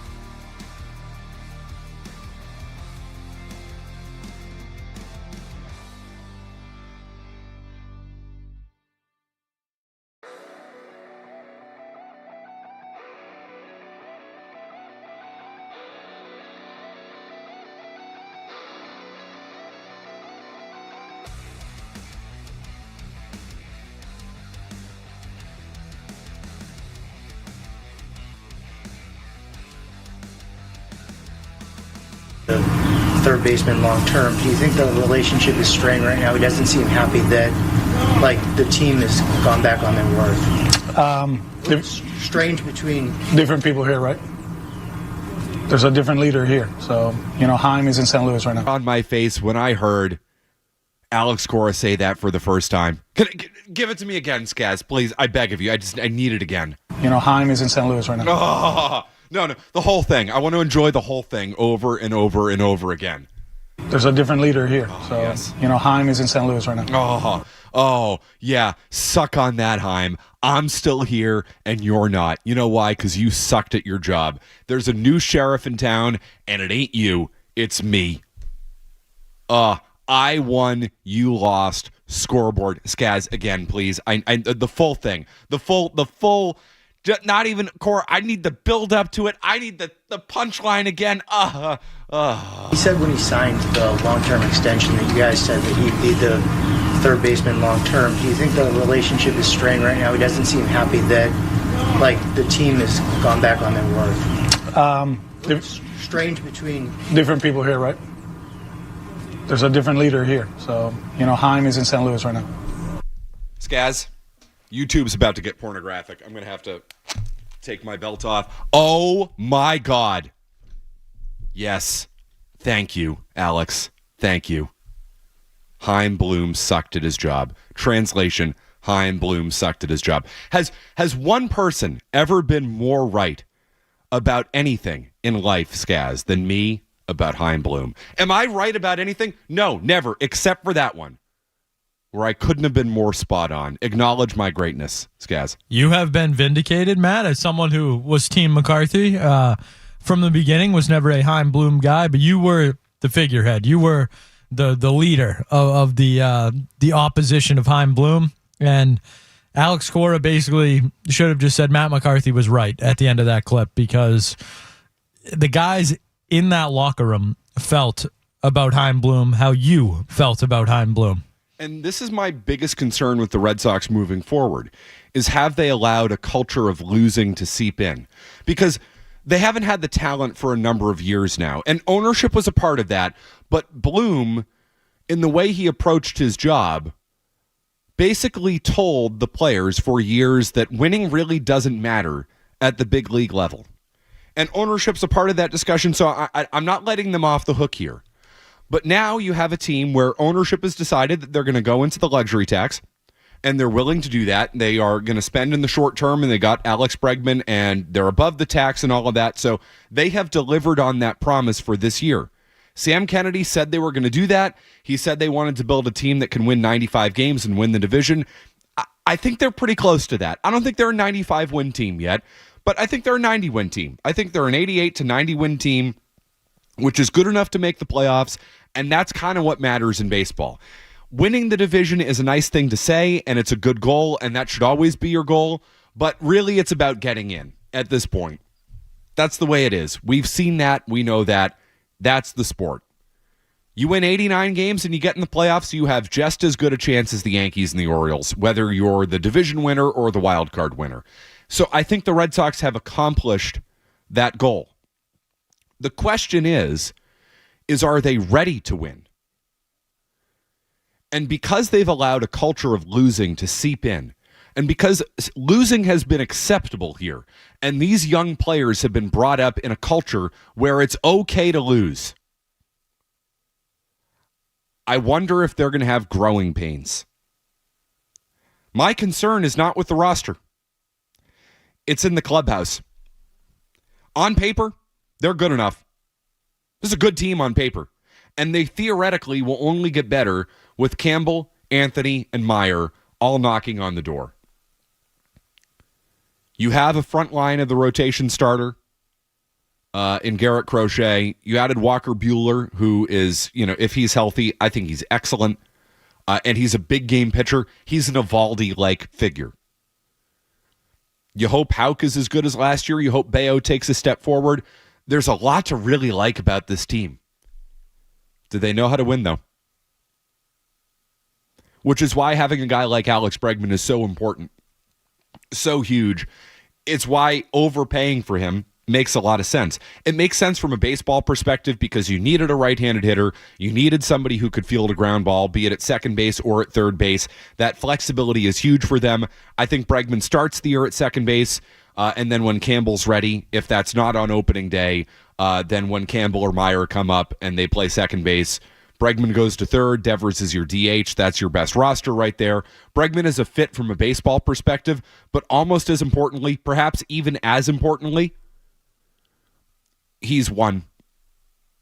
And there are very few guys in that locker room who have, in that clubhouse. Buehler's won. That guy's a winner. He's a stud when it matters the most. He might not be a true ace, but I would give that guy the ball in game 1 of a playoff series because he's that good. He's Evaldi-like in that sense. Bregman's the same way. What is it? Career off the top of my head, career 850 OPS guy. He's a good player. He's a really good player. He's not an elite player offensively. He's a Gold Glove third baseman. But let me ask you this, guys. It's October. You have 2 runners on. You're down by 1. Or in this case, you're up by 1 because I'm asking you this from the perspective of an opposing fan and an opposing pitcher. You're up by 1. 2 runners on, 8th inning, playoff game. Alex Bregman is at the plate. Are you afraid of him? Yeah. Yep. Absolutely. No doubt. You're afraid of him. Are you afraid of Tristan Casas? Not yet. Not yet. You could be because the talent's there. But is his head screwed on straight? I know Bregman's head is screwed on straight. Are you afraid of Roman Anthony, Christian Campbell, Marcelo Meyer in that spot? Not yet. Not yet. Maybe someday you will be, because I think, in particular, I think Anthony and Campbell are really special. I'm not convinced Meyer is special. That's just me. I could be right. I could be wrong about it. I'm not convinced he's special. I don't think he has the ceiling that those 2 guys have. I think he's overrated. You know why? Because Chaim Bloom overrated him. But where is Chaim Bloom? He's not here. You know, Chaim is in St. Louis right now. Thank you. And thank God he is. So I don't have to have Marcelo Meyer, the second coming, as Bloom branded him. The second coming of Christ himself. Honus Wagner reincarnate. I don't have to have that shoved down my throat. Because if Meyer can play, he'll play. And if he can't play, he won't play. Because the roster is good enough without him. Because you have a GM who cares. And actually cares about winning at the big league level. Do not compare Breslow to Chaim Bloom. Don't do it. I know they're both nerdy. I know they're both analytically driven. Do not compare Breslow to Bloom. Bloom would not have built this team. And the first person to tell you that is Alex Cora. Oh, that was great. Just again, please, if you could, Scaz, the full thing, so I can enjoy it and just sit here and bask in the glory that was that comment. He said when he signed the long-term extension that you guys said that he'd be the third baseman long-term. Do you think the relationship is strained right now? He doesn't seem happy that, the team has gone back on their word. Strange between different people here, right? There's a different leader here. So, Chaim is in St. Louis right now. And you know what? He can take Tristan Casas with him. Paul in the car. Hey, Paul, how you doing? Hey, Matt. Yeah, Tristan Casas sucks. Who the hell is he to say that he's calling the infield? First of all, he's only saying that because he's afraid that Rafi Devers is going to take first base over him. He's a horrible. He can't hit his way out of a paper bag. He's absolutely awful. No, you're saying that Casas can't hit his way out of a paper bag? Did I mishear that? Come on. He's a good player. He hasn't stayed healthy, but he's a good player, and there's a lot of potential there. His problem is his attitude. It's not the player.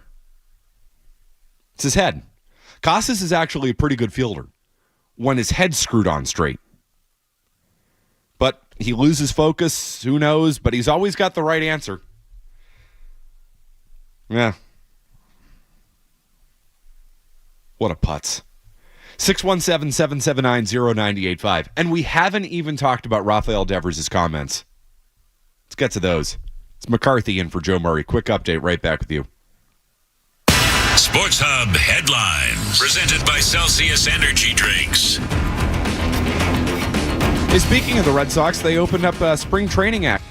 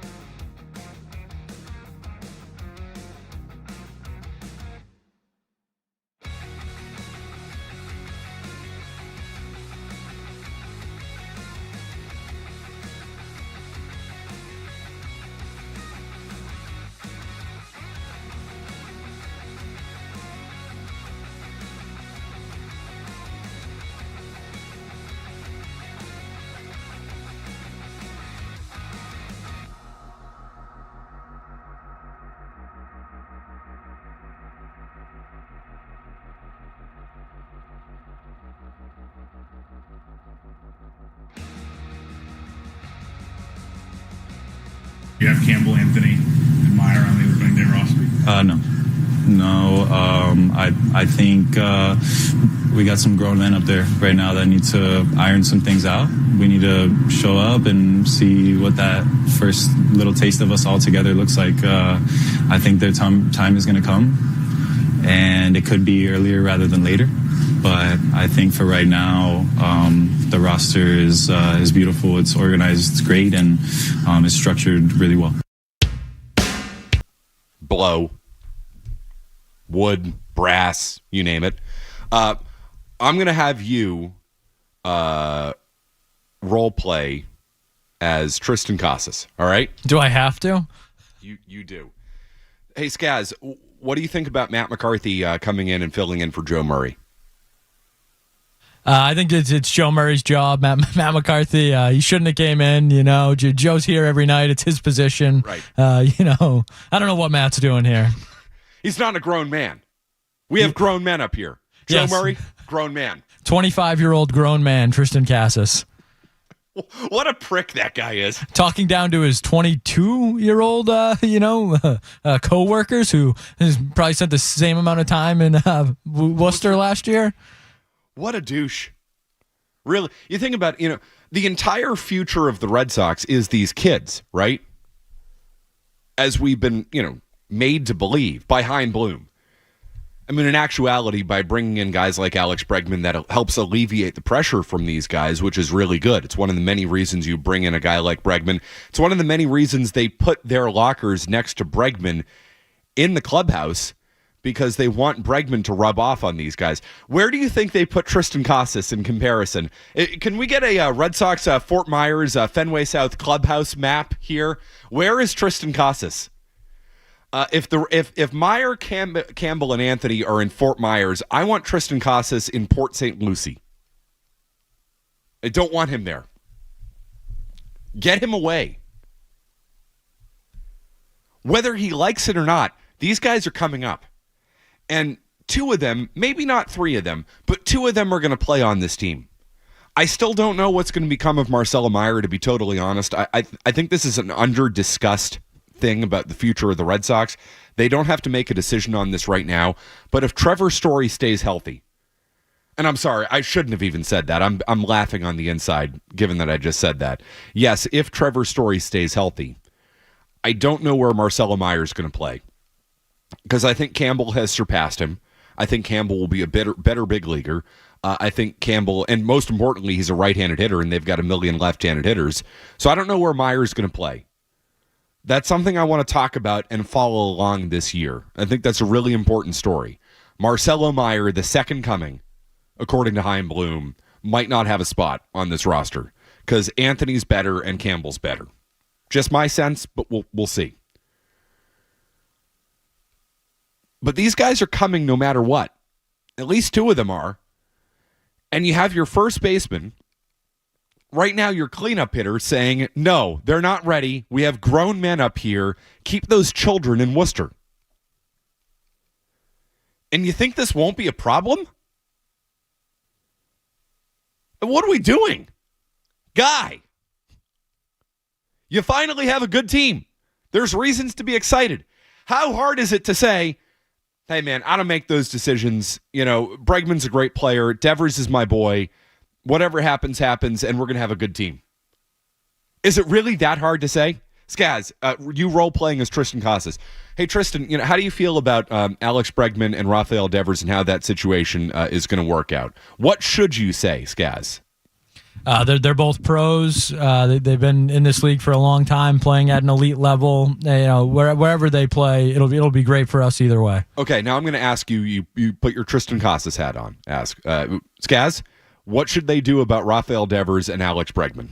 It would be an affront to not only me but the people of Boston if they tried to take Rafael Devers away from third base. He should be there for the rest of his life, honestly, until he decides it's time for him to not play third base anymore. Until he dies. Yes. Leave him out there.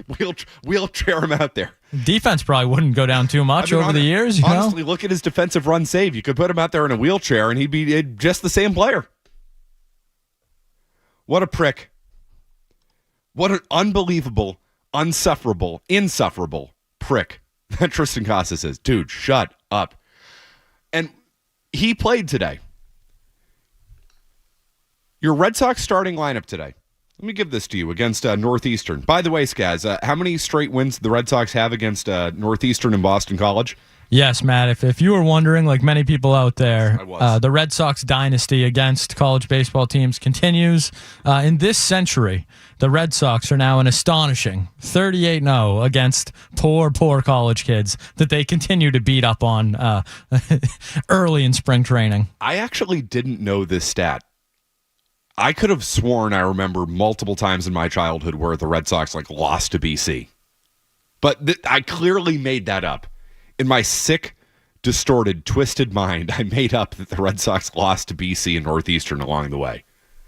They've won 38 straight games, or they're 47-0. What's this again? According to Brooksgate, whatever that is on Twitter, the Red Sox are now 38-0 versus college baseball teams since the year 2000. And I think it goes back to 93. I think there's something like 47-0 against college baseball teams. So congratulations. The tweet immediately below it says, the streak is longer, but it's hard to find actual results/final scores. I can confirm they did lose to Harvard in 1916, though. so they have lost at some point to a college team. Wait, Harvard beat Babe Ruth? 1916. Maybe that's why Babe got traded. Yeah, right, because he lost to Harvard. What was Harry Hooper doing out there? How drunk do you think Tris Speaker was for that game? I gotta look. The 1916 Red Sox won the World Series. Lost to Harvard, though. Lost to Harvard. Didn't they? 1903, 1912, 1915, 16, and 18. 1916 Red Sox. Let's look up these guys. They were 91-63. Yep. Won the World Series. Bill Kerrigan was the manager. Harry Hooper. Duffy Lewis. There is nothing like old baseball names. Dutch Leonard. Tremendous. Starting first baseman, Dick Hobboltzel. This is funny. Why do we not have nicknames here? Olaf Hendrickson.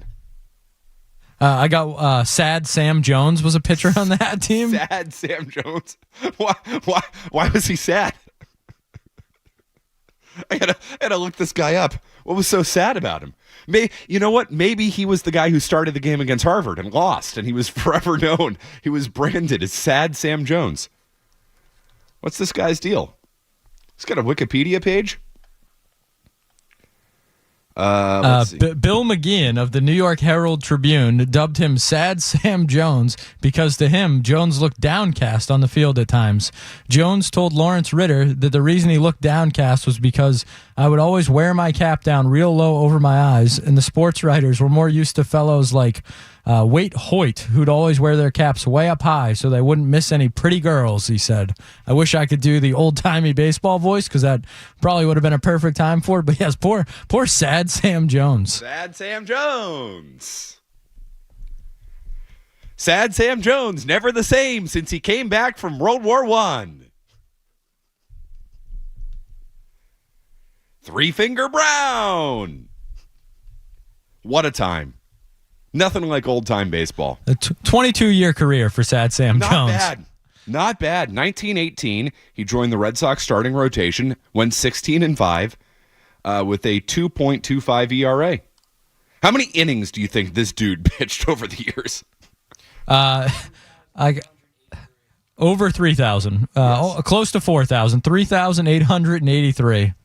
Almost 4,000 innings for this guy. They don't make them like they used to. Sad Sam Jones, 1918, only threw 184 innings. I mean, come on. Compared to 1920, where he threw 274, then 298 in 1921. His arm was dangling down. No wonder he was sad. Dude, you got to go out there and pitch again today, man. What a time. What a time to be a baseball fan. Now we have Sad Rafael Devers. Let's hear from Sad Rafi coming up next. Don't go anywhere. There's more Joe Murray.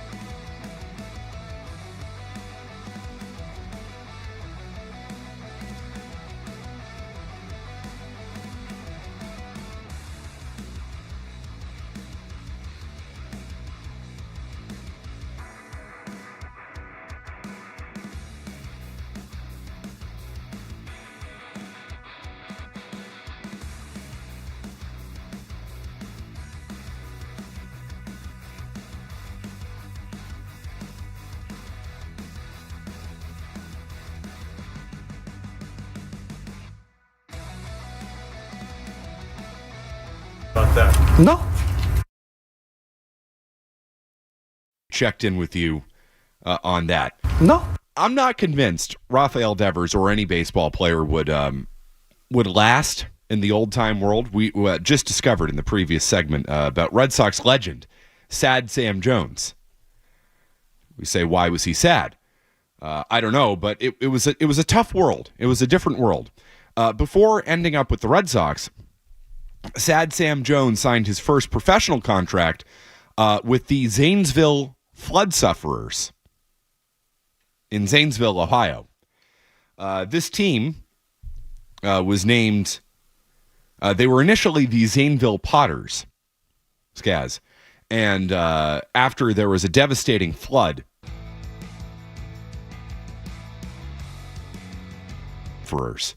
and they continued play that year until a tornado, unfortunately, resulted in the flood sufferers no longer playing baseball. They were disbanded after the tornado. I mean, someone really didn't want a baseball team in Ohio, I guess. Now we know why Sam Jones was sad. I'd be sad. Imagine you start up a team, then your town gets flooded, and then the tornado comes. You think Rafael Devers would have persevered through that? Not convinced. Or like the great old Hoss Radbourn back in the day. Always, any excuse I can get to go into old Hoss Radbourn's Twitter page or Wikipedia page, Skaz, I will. Are you familiar with the great old Hoss Radbourn? Very faintly. I do believe he set the major league record for innings pitched in a single season. In 1884, he tossed a cool 678 and 2/3 innings. And the reason for that being, he led the league in strikeouts that year, by the way. I don't know. I'd hope so. One would hope. Batters faced 2,600 batters that year. And the reason for that being is Providence employed two pitchers. And the other pitcher, Charlie Sweeney, started to pitch pretty well. And old Hoss Radbourn had a real problem with that and initiated a fight in the clubhouse. And it's kind of what's going on with the Red Sox here to land the plane here. You know, we had issues. The Providence Grays in 1884 had clubhouse issues to where old Hoss Radbourn got in a fight with the other pitcher that they employed. They said that old Hoss Radbourn was at fault and they suspended him. Then the other pitcher went out there and got drunk on the mound, and they kicked him off the team. And old Hoss Radbourn was reinstated, and he agreed to pitch every game of the season from there on out, so long as he got a small raise, which he did. So that's how you throw 678 innings and 2/3, by the way. 678 and 2/3. Let's give the man the respect that is due. I wonder what his insurance coverage was that year. The guy had to be walking around in a sling in the offseason. They did say, let's see, Providence played 43 games and Radbourn started 40 of them, and they won 36. Pitching every other day as he was, his arm became so sore that he couldn't raise it to comb his hair. But he could, however, go out there and give you 9 innings. Like the warrior that he was. Meanwhile, we are asking Rafael Devers to do less. Dude, don't play the field. Here's $330 million. Old Hoss Radbourn is rolling over in his grave at what Rafael Devers is doing. This is not what you're looking for. 60 wins in a season. His 60 wins in a season is a record, which is never expected to be broken because no starter has even made more than 37 starts since Greg Maddux did so in 1991. Old-time baseball. What's better than that? But the Devers thing, I think it's going to work out because in the end, you're going to pay him $330 million and he will eventually accept it. I'm not convinced you can fix the Tristan Casas thing. I don't think you can fix that. No paying that guy, no amount of money you could pay that guy would make him any less insufferable. And generally, actually, I don't know if you've had this experience in life, Skaz, when people get more money, they generally get more insufferable. They also get fat and happy a lot of the time, too. Maybe not be as driven as they once were. Mm-hmm. the fat thing and Rafael Devers kind of do go hand in hand. He is not in great shape at times. But for 300, that's what $330 million buys you in baseball nowadays.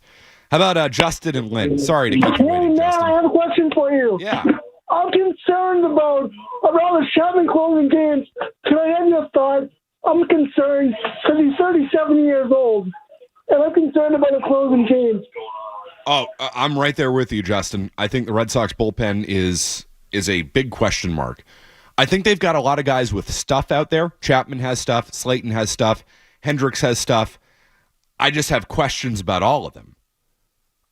Whitlock is coming off an injury. I don't expect him to stay healthy. They've got some intriguing arms out there. I just don't think they have anybody who is either established or is trustworthy at this point, given where they're at in their career. Chapman's a good pitcher, but he walks the world and he's 36, 37. Hendricks might not ever be the same again. Whitlock might not ever be the same again. Slayton has great stuff. He's never really done it before. So, it's intriguing, but there isn't a lot of security with that. Yeah, I think Hendricks is kind of the big question mark because he's a guy coming off, cancer, right? Is what he was held out with. Yep. So, that's how could you possibly know what he's going to look like when he comes back? But for a time, Liam Hendricks was as good as it got for closers in the MLB. He was, nasty, and he wasn't on a good team, but he has legit stuff. So, maybe I'm more interested in him than Chapman because I think we know what Chapman is. He throws hard and he's going to miss the strike zone. But Hendricks is a guy where if he can, go back to Liam Hendricks of a few years ago, he is a legit, stopper at the end of your bullpen. No doubt. So it's been a terrible go of it for Hendricks. He was diagnosed with stage 4 non-Hodgkin's lymphoma, which is just awful. And it's an amazing story that he's here, and nobody's rooting for him more than me. I think we're all rooting for the guy. He then came back at the end of 2023 and then had Tommy John. So, this guy hasn't pitched really in a long time. And, you got the whole, he was going to pitch last year and ultimately he didn't. For a time, he was really pretty elite. Pitched only 5 games in 2023. It's been 3 years since Liam Hendricks has pitched. He was an all-star in 2022, but he's 36. And the other day, they were saying he was throwing 93, 94. That's not who Hendricks was. He threw harder than that. And that doesn't mean that you can't be effective in baseball, only throwing 93, 94. Of course you can, but it can be really hard for those guys, particularly power bullpen guys, when the fastball goes, when that velocity goes.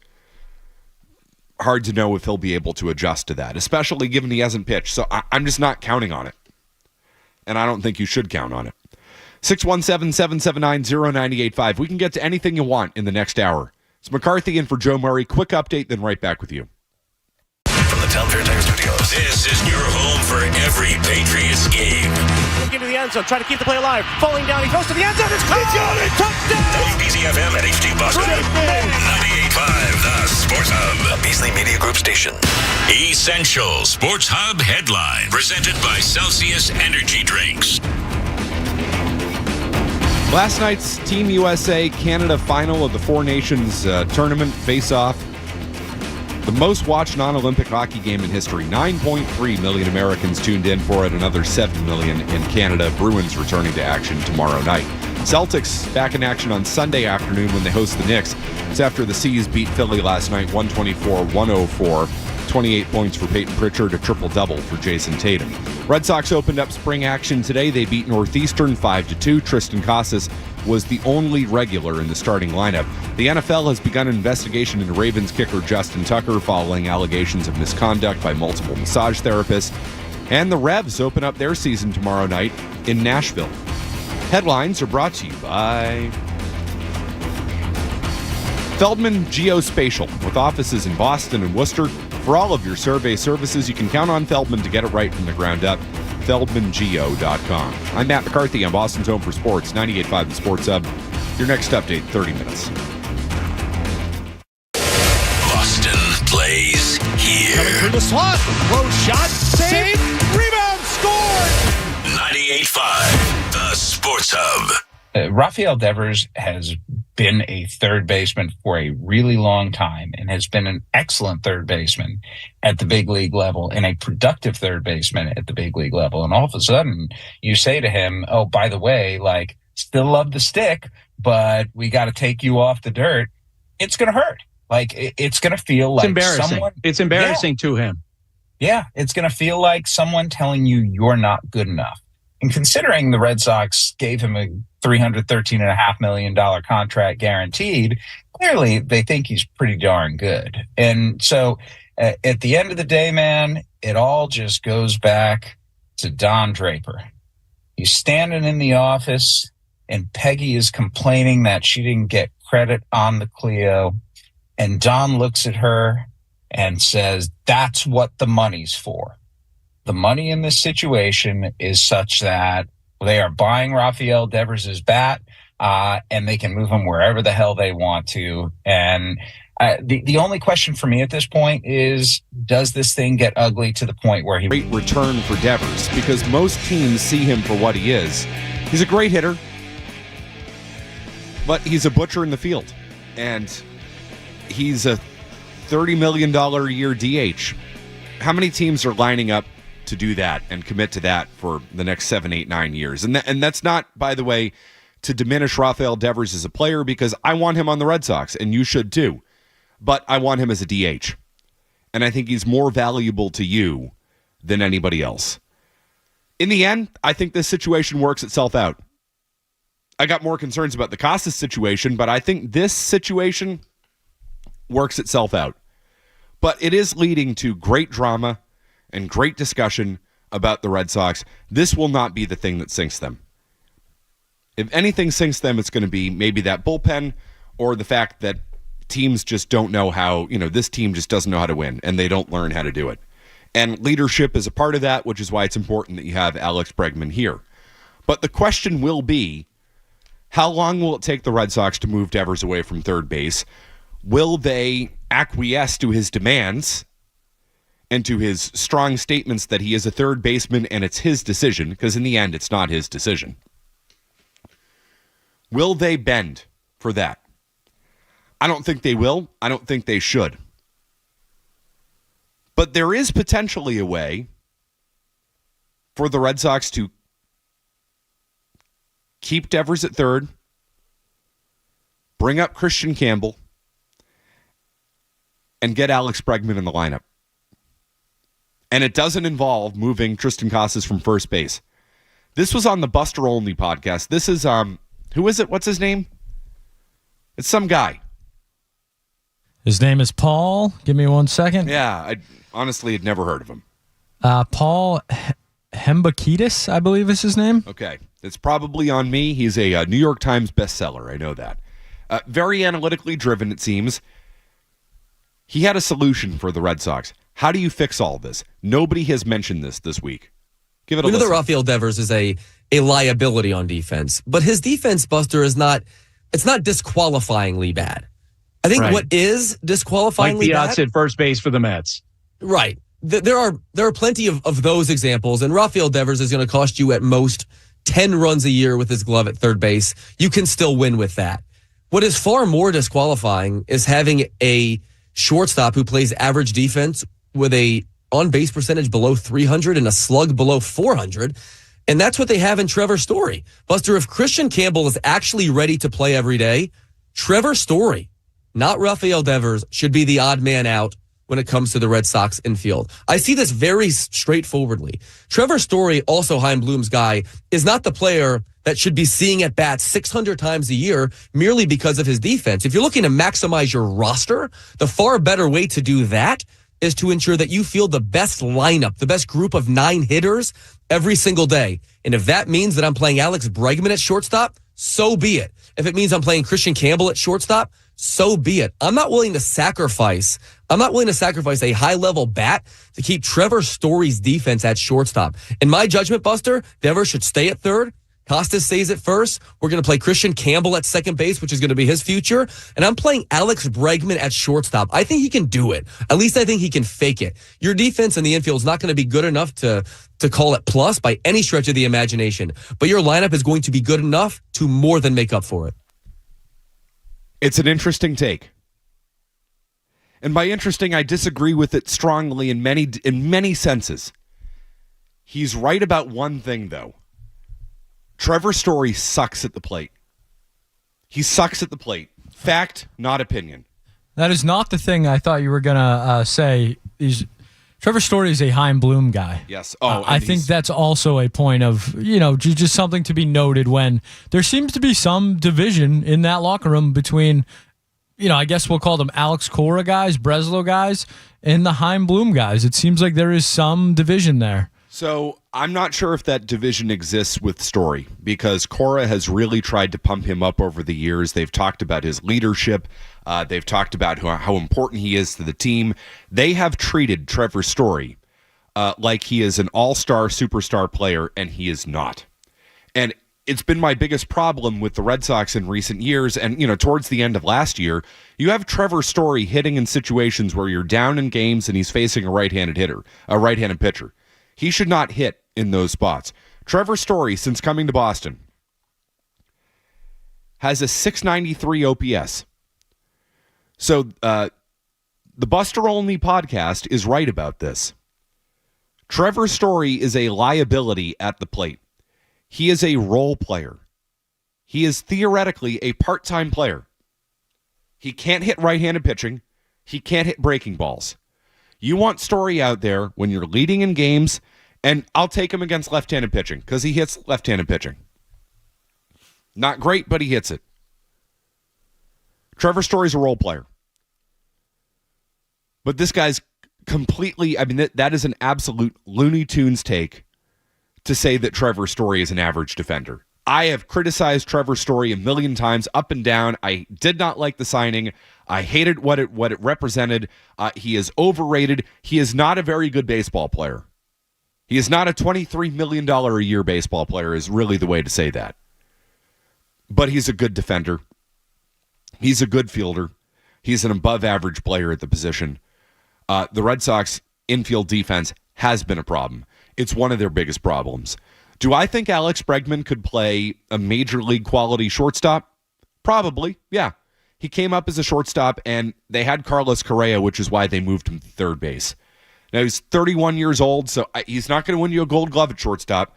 Could you put him there in a pinch, and would he be perfectly fine? Would he make the plays he's supposed to make?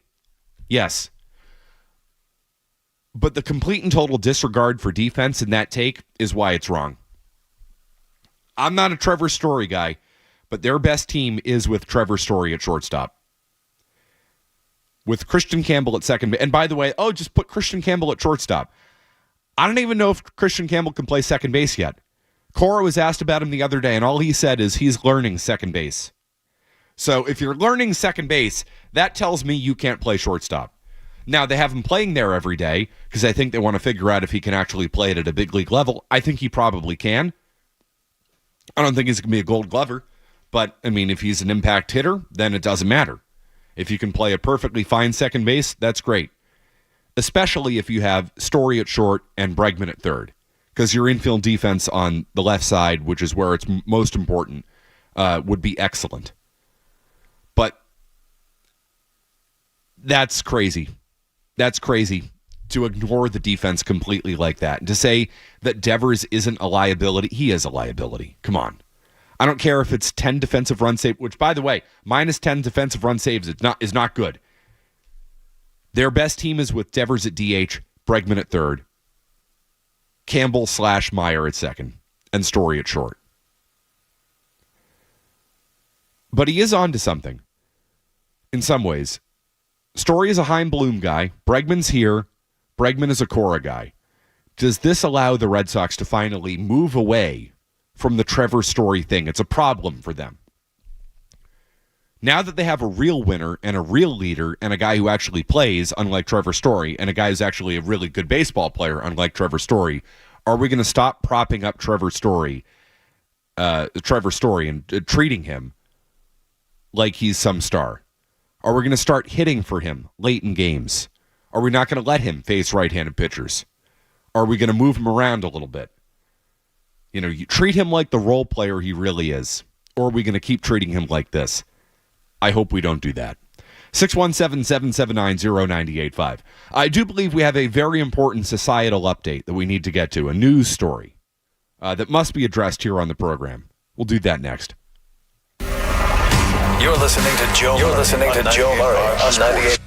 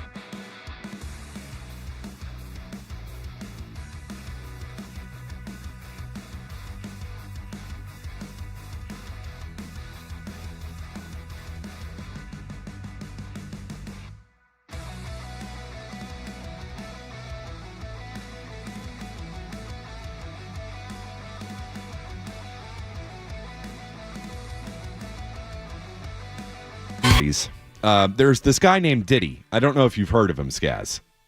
Unfortunately.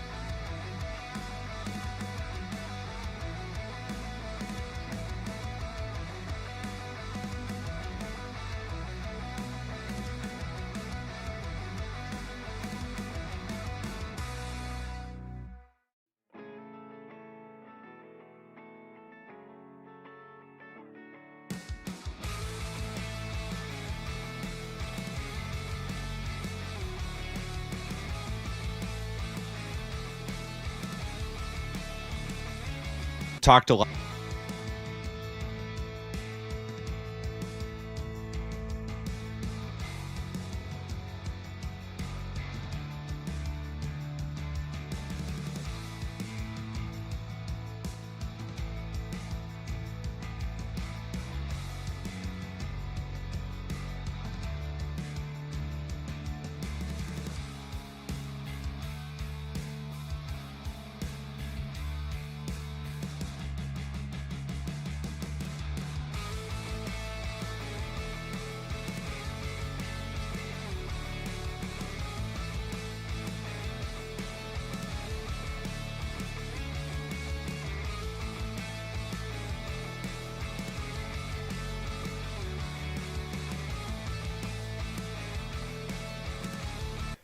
Turns out nobody wants to represent Diddy.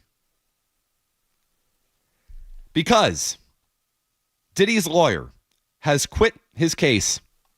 Under no circumstances can I continue.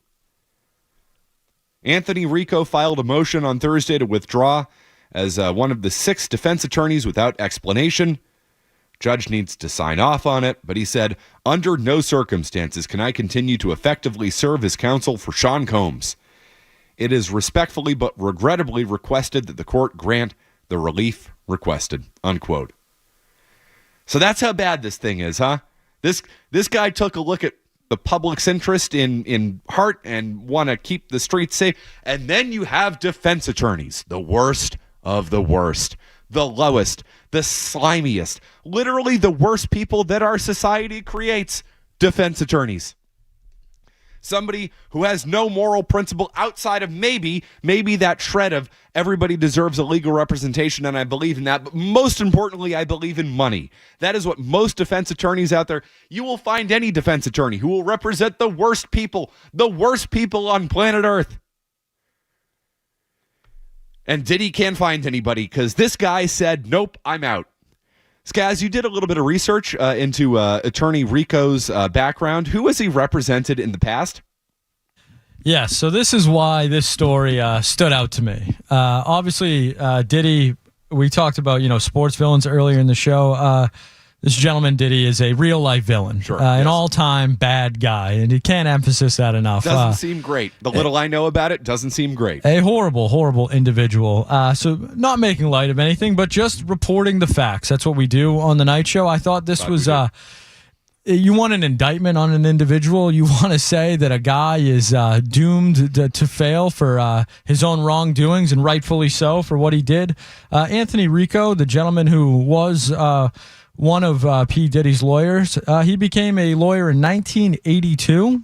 Long time. Seasoned veteran. He is also known for being a lawyer and an attorney who served as a counsel on the United States versus some of the World Trade bombing conspiracy cases. Not good. He also served as an expert on controversial cases such as the embassy bombing in 1998. So he was defending those guys. And United States versus Osama bin Laden in 2001. Yeah, not great. So this is the guy who defended bin Laden. So Anthony Rico is a gentleman who has maybe made a career of his strong, but has certainly made a living out of defending or being in court, giving expertise on some of the worst individuals this world has ever had to offer. Yes. And he took one look at P. Diddy's case and said, under no circumstance can I defend this man. So Diddy is as bad as it gets. Everything he has coming his way, it seems like he rightfully deserves. Obviously, this is all, wait until the court sees. This is all, I don't want to get in any trouble here, but I think I'm safe by saying this. I think you're all right, If Anthony Skaz. Rico is tapping out of the case, I feel safe in saying that what Diddy has coming to him should be swift and heavy. So yes, the worst of the worst took one look at P. Diddy's case and said, no, thank you. No, this is a guy who has looked at cases in the past and said, you know what? I can get up in front of a federal judge and defend Osama bin Laden. I can do that. I can get up in front of a federal judge and defend embassy bombers. I can't get up in front of a judge and defend Diddy? Not a great look. Not a good sign. I don't know if he's going to get the best representation he possibly could get. I mean, if this guy's backing out, we got an issue. And he doesn't deserve it. So, yes, as bad as it gets, a horrible, horrible human being. So, yes, that was just something that came across my Twitter feed earlier today, and that was not often are you shocked by what you see on the internet, but when that man is taking a look at the case file and saying, this is too much even for me, that stood out to me. I'm good. Wow. I'm going to tap out of this one. Yes. Hey, not good. Hey, listen, this, I'm not cut out for this. I might be cut out for a lot of things, but this right here is a bridge too far. The man who has gone farther on the bridge than just about anybody would says, whoa. I gotta turn back around here. I get to the other side of this span. I don't want to cross this river too badly. He said 1,000 bottles of baby oil? 1,000? That's too much. That's a little too much for me. Stepping away. Yeah. Not great for Diddy. Not a good look. Not as problematic for him. Better for society, though. Yes, I think this is a step in the right direction for society. No, maybe. The world is so crazy right now. Even lawyers, even defense attorneys are like, you know what? I'm good. 90 seconds, quick update, and then we have that was not a feel-good segment, I just want to say. No, I didn't feel good about doing that, but it felt like it needed to be addressed. It really is. We're serving the public here. It's our job to entertain, but most importantly, Skaz, inform. Keep people abreast of all the situations. Yeah, so if you were out there and had any, debate about P. Diddy's, what he's been accused of, I think that's as damning evidence as you could get. I mean, listen, there are two sides to every story, right, Skaz? Except this side, there might only be one side. Well, there's your version, there's his version, and the truth. No, this side is just the truth. When there is no defense. I can't get up there in front of that judge and be like, you know what, Your Honor, everything that prosecutor said, totally right. So we got a recess coming up here. What's the deal here? No further questions, no objections. Let's send this thing to the jury and let's get the hell out of here. We have a feel-good segment coming up next. Jaylen Brown. There's a big Celtics event going on tonight. And Jaylen Brown is hanging out with, in my opinion, a legend. Maybe not a legend here on the program, but let's set the record straight. Skaz, we are beholden only to the truth, as we have just established here in this segment. We will continue our truth. We will continue sharing the truth, given that Joe Murray is not here. I will explain all of this next. Sports Hub Headlines, presented by Celsius Energy Drinks.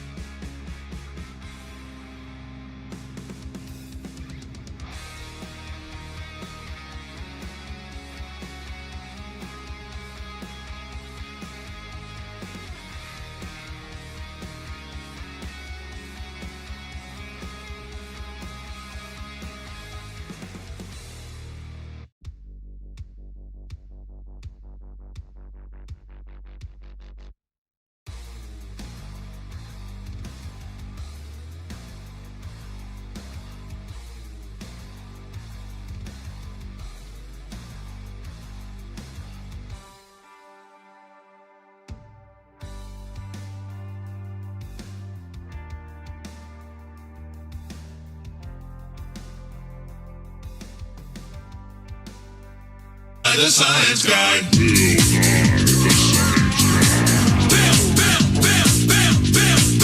Nye the Science Guy.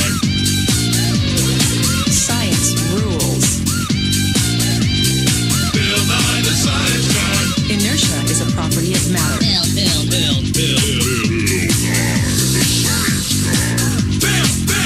T minus 7 seconds.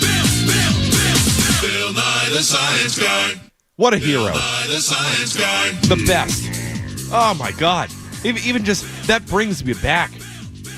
I mean, I'm a kid of the 90s. There was nothing like Bill Nye the Science Guy watching at home. Always the best day in school when the teachers would roll in the VHS and you're watching a Bill Nye episode. That, my friends, that was living. That was when life was life. Bill Nye the Science Guy. And Jaylen Brown tonight is doing something that I and every other 90s kid would ever want to do. He is hanging out with Bill Nye the Science Guy at the Museum of Science. They are, Skaz, I believe they are unveiling Jaylen Brown's new sneakers tonight. His 741 white noise sneakers look very sharp. And he's sitting down, and it looks like, based on what I've seen on Twitter, he's doing like a Q&A, like panel style thing with Bill Nye the Science Guy at the Museum of Science. That's awesome. I don't even like science, but I like Bill Nye. That's great. If I weren't here, I'd be at the Museum of Science tonight watching Bill Nye and Jaylen Brown break down whatever the hell they're breaking down, but I'm going to go and learn something, damn it. You're going to teach me about science. Talk to me about the planets. I love the planets. Big astronomy guy. Almost said astrology. Not an astrology guy, big astronomy guy. There are 9 planets. Pluto is one of them. You can kiss my ass, Michael Brown, Pluto killer. This is a hell of a scene. And I'm just wondering, Skaz, do you think Joe Murray is at the Science Museum tonight? I would guess not. So this is a take that we've had on the show. And when I say we, I mean Joe. And I don't want any part of this take. I just want to make it very clear. No association with this Joe Murray take whatsoever. He claims that Bill Nye, the Science Guy, is not actually a scientist. Why is this, Gaz? Can you best explain this to me? I can attempt to, Matt. It is a Joe Murray battle. But yes, his issue with Bill Nye, which might be the only guy out there with an issue with Bill Nye.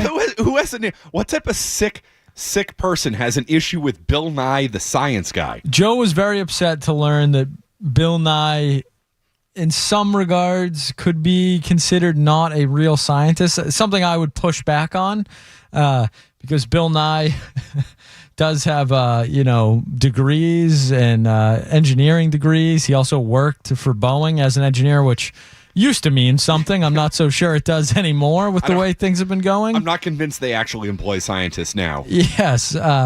So he's also the executive director of the Planetary Society, a space interest group. Sounds very, very scientific to me. But Joe, I think, thought that he was almost stolen valor for Bill Nye the Science Guy, going by Bill Nye the Science Guy. But I think if anyone has done more for the science community than Bill Nye, I'd like to meet him, because to me he is. I take Bill Nye over Neil deGrasse Tyson any day of the week. No, it's not even close. Neil deGrasse Tyson came to UMass when my brother graduated from there, and I mean he was fine and all that, but he wasn't Bill Nye. Wasn't that dude? So he claims that Bill Nye is not a scientist. This is Joe Murray's claim. Yes, just for the people out there. I mean it's a bad. There's no such thing as a bad take, Skaz. This is a bad take. Bill Nye is a scientist. His education, educated at Cornell. I do believe it was in mechanical engineering. Let's see this. Which I believe is considered a bachelor's of science degree. It is. Well, I mean, I am a scientist, because on the other side of town from Cornell, at Ithaca College, Skaz, I got my Bachelor of Science in television and radio. So I, too, am a scientist. You could play a scientist on TV now. I don't know anything about science, but I am a scientist. I am a bachelor and a scientist. I believe that's what it says. It says cum laude because I'm a smart. Let's see if Bill Nye got that. The man has won the Presidential Medal of Freedom for his work in the sciences. And Joe Murray claims he's not a scientist? This is insanity to me. Boeing. He left Boeing to pursue comedy. How many people at Boeing or a place like that leave Boeing to go and try to be a stand-up comic somewhere? What a hero. Bill Nye, the science guy. The best. Not according to Joe Murray. From Discover Magazine, Science That Matters. Is Bill Nye a real scientist? Oh, Jesus. Wal Nye is a real engineer, absolutely a real engineer. The Science Council defines a scientist as someone who systematically gathers and uses research and evidence to make hypotheses and test them to gain and share understanding and knowledge. Though Nye may have spent more time on television than in formal lab settings, it would be hard to deny his legitimacy as a scientist, especially after taking into consideration all that he's accomplished and the profound influence he's had on a generation of younger scientists. I think if we are painting, Joe is painting too small or not painting a broad enough brush with who and who is not a scientist. We have baseball scientists now. The Red Sox employ baseball scientists. Why? Because they research things and they try to figure out how things work. Engineering, right, is creating things and making sure that things work the way they should. That is engineering. We have an engineering department. Our director of engineering, Dennis Knudsen, scientist. Scientist. He's an engineer. 100%. Scientist. I could be a scientist if I wanted. You know, maybe I should apply for baseball scientist. Is Chaim Bloom a scientist? Definitely not. Well, I'm actually, you know what? Wrong. He is a scientist. He's not a good scientist, but he's a scientist. You all can be a scientist if you want. That's why we do STEM. What does STEM stand for? In the education field, Skaz, here's a question for Joe Murray. Joe Murray, STEM, science, technology, engineering, and math. Does Bill Nye do all of those things? Does he cover all of those things? Yes. I would say so. What is involved in engineering? Math, technology, science. What a hero. He's in town tonight with Jaylen Brown doing their thing. Bill Nye, the science guy. Suck on that, Murray. We'll wrap this show next. Don't go anywhere. There's more Joe Murray.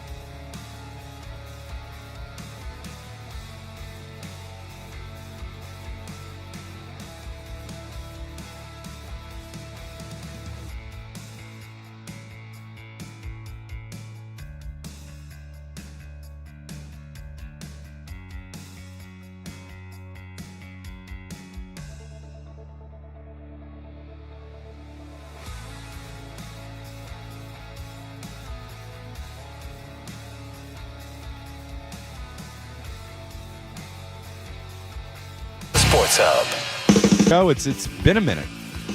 Celtics and Bruins back, though. Your full 4-hour programs are going by the wayside here. Matt, after being here till 1 a.m. last night, tonight flew by, let me tell you. Heroic. You guys were great last night, seriously. Coming home from the game, it was awesome. Thoroughly enjoyed it. It was a great show. Really good stuff. Majority was great joining you guys. That was good. I'm glad we had that for those of us who were coming home from the game, which we spent 2 hours of the show on tonight, and it was just excellent. It was outstanding. One of the best events I've attended as a sports fan. That was freaking awesome. But we are addressing more important things right now, such as what makes you a scientist. Eleanor in Taunton. Eleanor, I understand that you're a meteorologist. Is that correct? Hi, Matt. How you doing? How you doing? Eleanor? Yeah, I was working as a meteorologist with the National Weather Service. There you go. Mostly Right there in Norton and Taunton. Right there by me. Yes, that's right. Yes, exactly. Matter of fact, Norton, there's a hotel that's right there. They're taking that building down eventually, but that's another story. Yeah. No, I'm originally from Quincy, Mass, and I was interested in weather, but I didn't tell anybody about it because I thought it was weird or something, especially since there were no girls doing it at the time. But then I got my first job was right in Taunton at the Mount Standish Industrial Park. Yep. Oh, yeah. Yep. Okay. Yeah. I actually started in Providence, Rhode Island. Then I went to Portland, Maine. Then I came back to Taunton. And I also spent 3 years down in Charleston, South Carolina. And we can confirm that you are very much a scientist for that. Meteorology is science. And Bill Nye is a scientist. Is that what you're backing up here, Eleanor? That's exactly what I'm doing. There we go. That's exactly right. Eleanor, thank you for your work at the National Weather Service. They legit do very important work. And they also give us a lot of content to talk about when we get snowfall totals, which we now love doing here on the Sports Hub, and you should be able to gamble on and bet on. You know what I should have asked her about, though? I would feel like a meteorologist would be able to speak with some level of authority on this asteroid that apparently is going to come and destroy one of our cities. Have you heard about this, Gaz? I am aware that the percentages are rising. Yes, we are now up to something like 3.2% that an asteroid might hit planet Earth in the year 2032. That's a high percentage, man. Is that like 1 in 32? You're telling me there's a 1 in 32 chance. Like, think about it. You're saying there is a better chance that we get hit by an asteroid than Bobby Dahlbeck gets a hit. What a way to phrase it. Isn't that a terrifying experience? Because, guys, I've watched Bobby Dahlbeck get a hit before. It has happened before. You know what's also happened before, Skaz? Asteroids hitting the Earth and bad things happening. Now, they say this is not a planet killer, which I guess is good, but it is a city killer. This thing is as wide as 3 football fields and could basically pulverize something. Now, they say it could happen anywhere from like South America through Africa out to like Mumbai. They've really narrowed it down. They've really, well, it's if you look at the Earth, which is round, Kyrie, just to let you know, maybe Bill Nye can prove that, but it is round. That's essentially, it's like South Central America out to like there. So, but people are like, oh, well, you know, it's like 70% water. What happens if it hits the water? What happens if you throw 3 Gillette stadiums in the water? You ever heard of tsunamis, Skaz? I'm aware. They're not good. Not good. I think we talked about tsunamis, kind of like a tier. We did disaster tiers once. Tsunamis and wildfires, tier 1 disasters. I don't know if you're naming the baseball team after those incidents. Oh, the flood survivors. What were they? I believe that's correct. Yeah, the flood. The flood sufferers. The Zanesville flood sufferers. Yeah, you're probably not naming the baseball team the Tsunami. Tsunami's bad. We got to work on our planetary defense, man. I know we rearranged an asteroid a few years ago. We sent it off course, but let me ask you this. This thing comes hurtling towards Earth. We send something up there, some drone, some machine up there to send it off course. Are we having it miss Earth, or now all of a sudden is it coming more north and all of a sudden we're getting hit by this thing? Do you trust these people to get it right, the scientists? My answer is I want Bill Nye on the case. You get Bill Nye on the case, Joe Murray, we'll make sure this planet doesn't get hit. But yeah, I mean, something to keep an eye on. I would monitor that if I were you. That would be my...